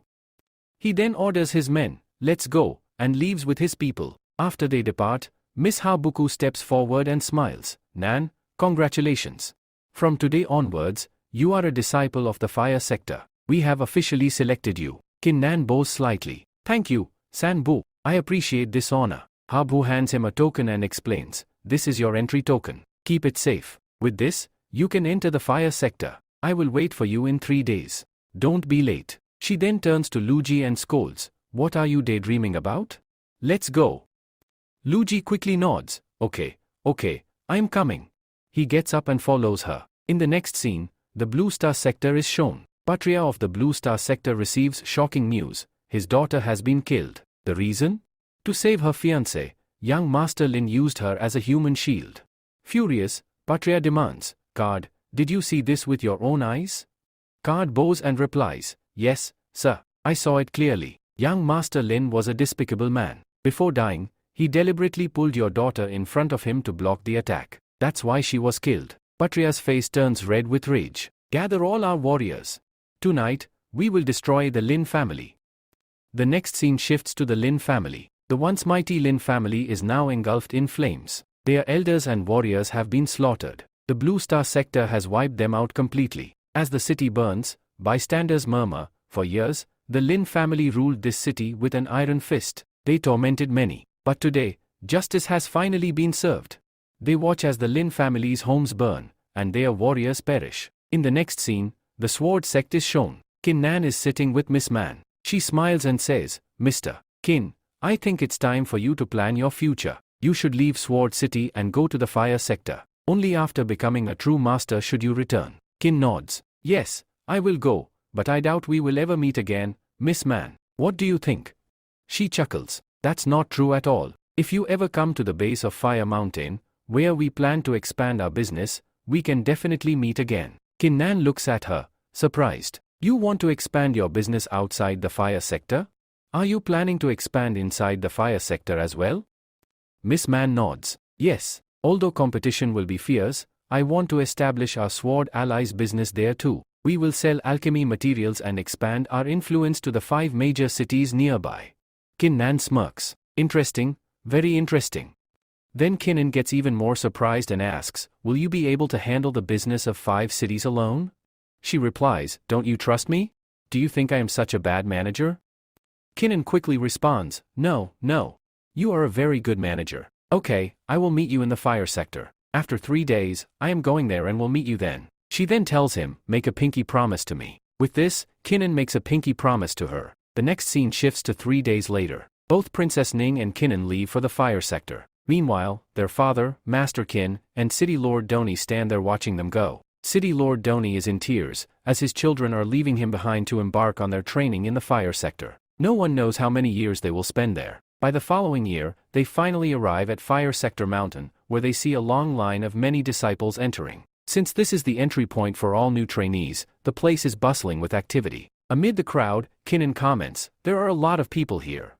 Princess Ning replies, "There are about 1,000 disciples. There are 99 cities in total, and each city sends a certain number of disciples. The bigger the city, the more disciples are chosen. The smaller the city, the fewer disciples are selected." After hearing this, Kinnan looks shocked. "So you re-saying our Sword City is the smallest, and that's why only one person was chosen from there?" She nods. "Not only is it small, but it's also the weakest among the 99 cities." Kinnan is even more surprised. "I've lived in Sword City for so long, but I never knew it was weaker than the surrounding cities." Princess Ning reassures him, "You don't need to worry too much. Even if our status isn't high, once we become disciples of the fire sector and return home, our city's reputation will improve a lot. But it will require a lot of hard work." Kinnan agrees. "You absolutely right." At the same time, he thinks to himself, "I have to become stronger. In the Najin continent, only the law of the jungle prevails, the strong rule over the weak. If I gain enough power, I will rise to the top of the fire sector as well." Princess Ning then tells him, "Okay, I'm going to meet the headmaster. Since I'm already a resident here, I don't need to go through the entry process. But you do. Just show your badge, complete your registration, and come inside. Don't wander around, I'll find you myself." Kinnan nods. "Got it. You don't have to worry, I'll manage on my own." After she leaves, Kinnan heads toward the entry registration area. There, he sees a long line of disciples waiting to register. Looking at the crowd, he sighs, "This is going to take forever." Then, his eyes fall on another line nearby with only about 10 to 12 people in it. Confused, he mutters, "Why is that line so short?" Curious, he taps the shoulder of a boy standing in front of him and asks, "Boss, tell me, why is that line so short while the rest of us are stuck in this long queue?"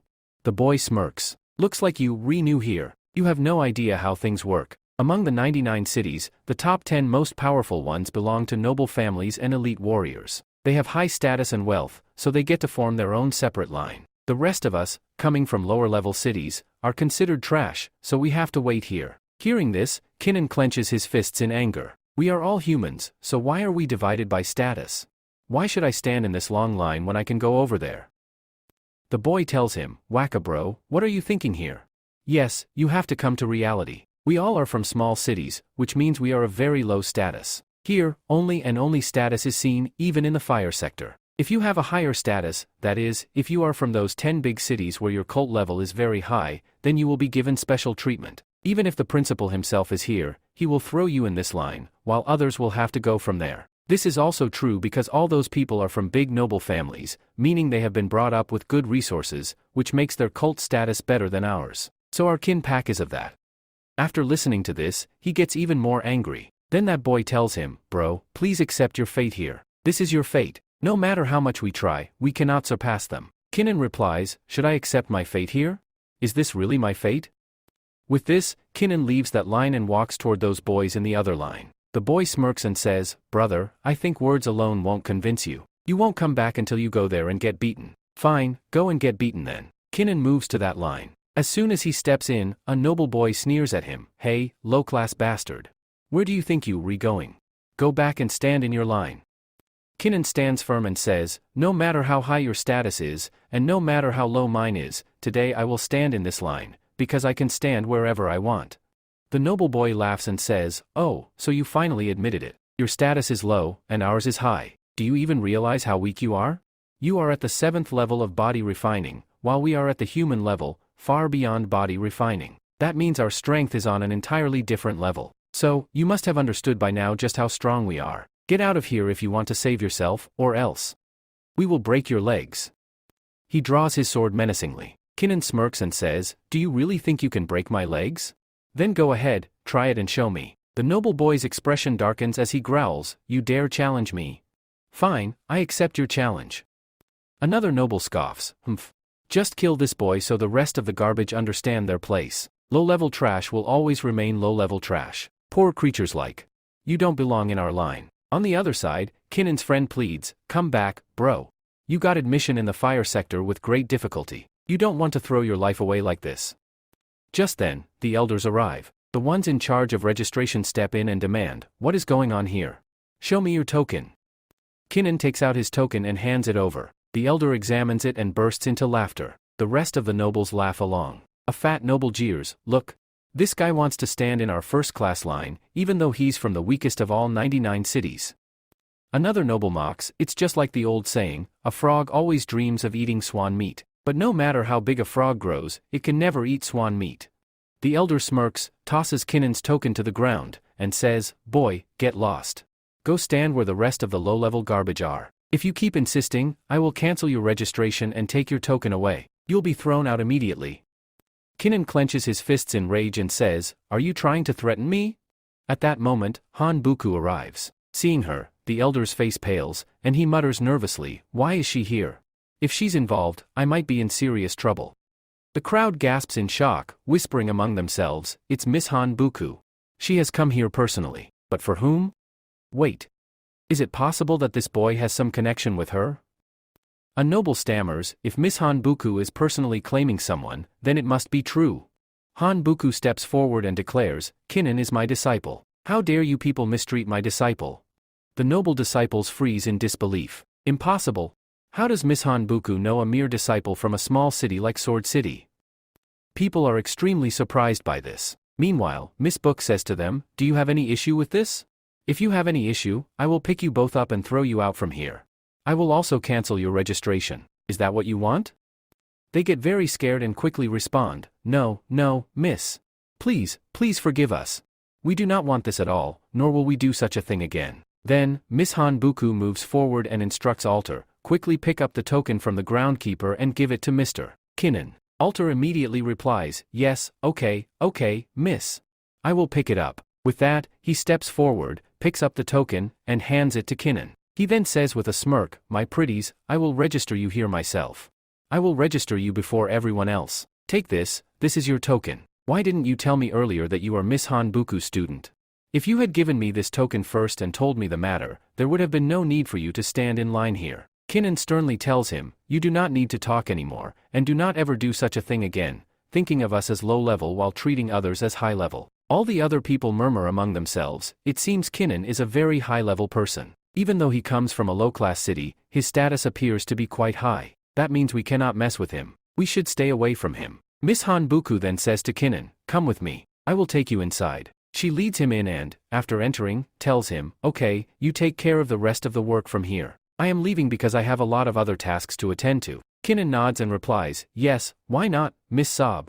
Go ahead and do your work." After this, Kinnan is assigned his house number, 50th low-level house. As he moves forward towards his house, he notices two big houses nearby. One is a grand mansion, while the other is a small cottage. The grand house is worth 50 lakhs. Seeing this, Kinnan sighs and mutters to himself, "Look, the same thing is happening here too. We are being treated like garbage again." I am given a small hut while a massive building stands right next to it. As soon as Kinnan is about to enter his house, Lucy arrives with some of his friends. Lucy calls out from behind, "Kinnan. Look who's here." Kinnan turns around and asks, "Alter Lucy, what are you doing here?" Lucy smirks and replies, "I was looking for you, Kinnan." Kinnan raises an eyebrow, "Why were you looking for me?" Lucy chuckles and says, "I come to give you two choices. Since you just joined our sector, it's important for you to know what they are. The first choice, you join my group. You must become part of my Kinkuan group. It is the best option for you. The second choice, if you refuse to join my group, my people will hang you here infinite times. They will torment you so much that you either run away out of fear, or I will kill you with my own hands. I hope you choose the first option, it will be better for you. Join my group, Kinnan." Kinnan firmly responds, "What did I tell you before? I have no quarrel with you. Then why are you creating problems for me here? Are you against me?" Lucy shakes his head, No, I am not against you. In fact, your talent is remarkable, and I don't want you to join any other group. If you join my Kinkuan group, it will be the best for you. But if you refuse, I will be very unhappy with your decision." Kinnan crosses his arms, "And what if I say no? What will you do then?" Lucy smirks, "Then, I'll show you exactly what I can do. I don't think you'll be able to survive here for more than 3 days. After that, either you'll be dead, or you'll be forced to leave the fire sector." Kinnan glares at him, "All right then. We'll see whether I die here or leave the sector." Before leaving, Lucy taunts him, "Kinnan, I suggest you increase your cultivation a little. Right now, you are only at the 7th level of body defining. Killing you would be as easy as crushing a bird for me. But I won't gain anything from doing that, rather, my reputation will be tarnished. That's why you should make yourself a little stronger." Lucy then signals to his friends, "Let's go." After they leave, Kinnan stands there, deep in thought. He's absolutely right. I need to improve my strength. Right now, I am in a completely unfamiliar place, a jungle filled with lions waiting to hunt me. If I want to survive, I must become the biggest lion among them. I have to make myself strong here as soon as possible. I have to find a formula that will help me become strong as soon as possible. Kinnan meditates. Along with this, he finds a formula inside the records of Master Kinnan. A formula for making a pill. A formula that allows him to create a pill that enables multiple breakthroughs simultaneously. So, our Kinnan says, "But for this breakthrough, for this formula, I will need some crystals. I think I can find everything else here, but finding a water crystal is very difficult." Just then, Master Kinnan appears and tells him, "Finding a water crystal is difficult for you? Why do you think so? If you want, you can find water crystals in the market. However, refining and condensing water crystals is very difficult. Do you know that every crystal has its own property? If a crystal is in the forest, it will be a wood-type crystal. If it is in water, it will be a water-type crystal. If it is in lava, it will be a fire-type crystal. Water-type crystals can be found in the market, but their quality will be low, or they will be very rare." Our Kinnan asks, "Should I go near a water source and search for them there? Can I find water crystals near water?" Master Kinnan replies, "No. How will you find them so easily? You are not the only one searching for water crystals. Many people constantly search for them and sell them in the market, where you can buy them easily. So, does that mean I don't need to go to a river or stream to find these crystals? Instead, I should visit a big shop and inquire about them?" Then, Mala Kinnan says, "But I don't have that much money. I only have 800,000 crystals right now. Can I get a water crystal in exchange for 800,000 crystals? I don't know, maybe." Now scene shift to the shop. Kinnan enters a large shop in the fire sector. He approaches a girl and asks about water crystals. The girl checks the prices and tells him, "Yes, you can get a water crystal. One water crystal is worth 1 million. Hearing this, Kinnan is shocked. "I thought I was rich. In our Sword Alliance, if someone has a few 100,000, they are considered wealthy. But here, a single water crystal costs 1 million. I'm still 200,000 short. Where will I get the extra 200,000? The shopkeeper looks at him and understands his predicament. She smirks and says, "You don't seem like a rich boy at all. Do you want to earn some money?" Kinnan immediately responds, "Yes. Is there any way to earn money here?" The girl replies, "I can tell you renew here. Many people struggle with finances, so they take up jobs. If you need money, you can work here. I can offer you a part-time job. You can help clean herbs for me, and in return, I'll pay you 20,000. Kinnan, surprised, asks, are you really going to pay me 20,000 coins just for working today? Even if I work for half a day? The girl nods. Yes, although most of the day has passed, I'll still help you. Even if you work for half a day, I'll give you 20,000 coins. Kinnan, overjoyed, exclaims, thank you so much. This means I'll be even closer to reaching 1 million. The shopkeeper leads him to the backyard. As he steps in, he sees multiple tables where many new saplings, novices, are sitting and cleaning herbs. The girl points to a spot. This is where you will clean herbs. Go sit at your seat. Kinnan looks around in disbelief. There are more than 100 people here. Are all of them cleaning herbs? The girl nods. Yes, all of them are. She then urges him, come on, sit down and start cleaning the crystals. If you relate, you won't get paid. Kinnan quickly sits down and sees many herbs and crystals in front of him, which he needs to clean. He picks up a crystal and washes it in water, but it doesn't get cleaned. Huh? It's not getting cleaned at all. The boy sitting next to him chuckles. Looks like you new here. Alright, I'll help you. He explains, if you want to clean these herbs and crystals properly, you need to release your ki power into your hands. Without infusing ki into your hands, you won't be able to clean them. Kinnan tries it. Like this? As he releases his ki power, he successfully cleans the crystal. I did it. I cleaned it. Kinnan looks at the boy gratefully. Thank you so much. I had no idea cleaning crystals was this hard.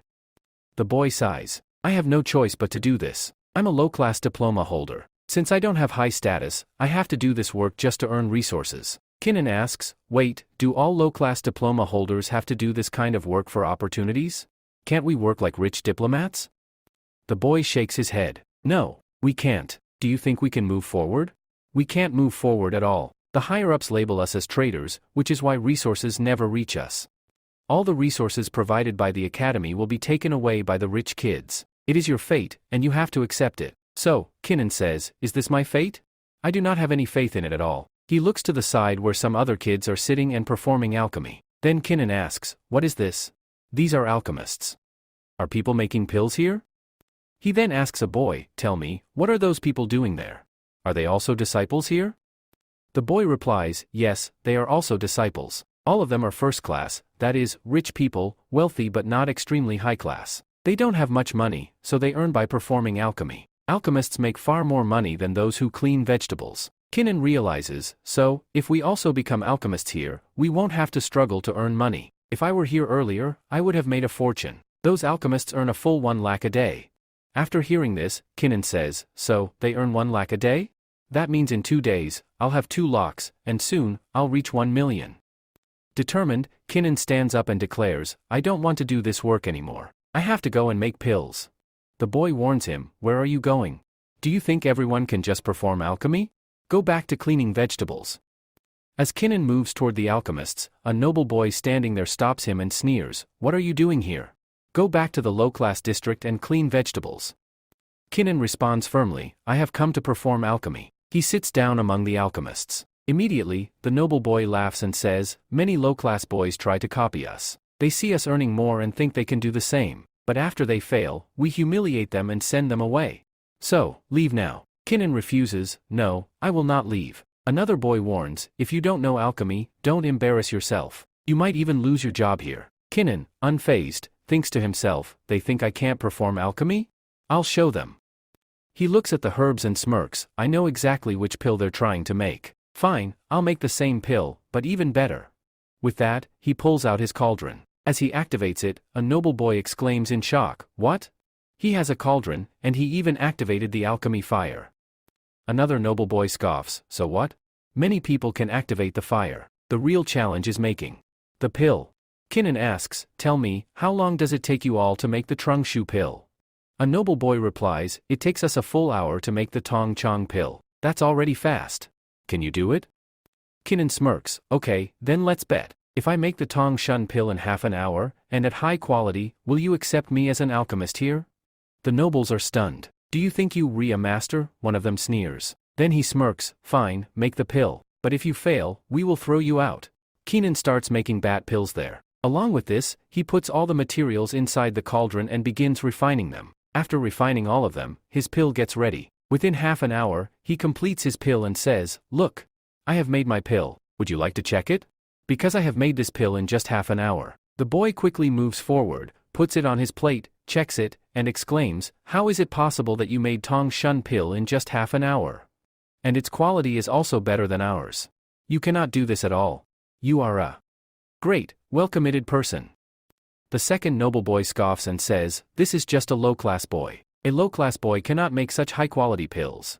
Meanwhile, the shopkeeper girl is standing at the door, watching everything. Then, she steps inside and says, "I think you do not need to wash more herbs here. You are a star alchemist."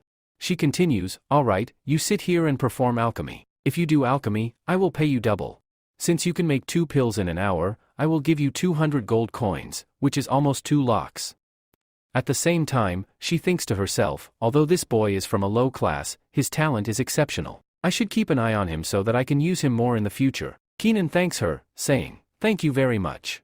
The other boy, who was earlier washing herbs, looks at Keenan and says, "I thought we low-class people could only wash herbs, but now I realize that I must seize opportunities and improve myself, only then can we rise. Otherwise, we will always be stuck washing herbs." On the other hand, the high-class noble boy sneers and says, "No matter how skilled he is or how amazing his pills are, his status is still low-class. That means someday he will be thrown out of this academy. The value of low-class people here is very low." At night, Keenan returns to his room and begins making another pill. Now that he has the water crystal, which he had bought for 1 million, and already has the other necessary materials, he says, "Now I can refine this pill."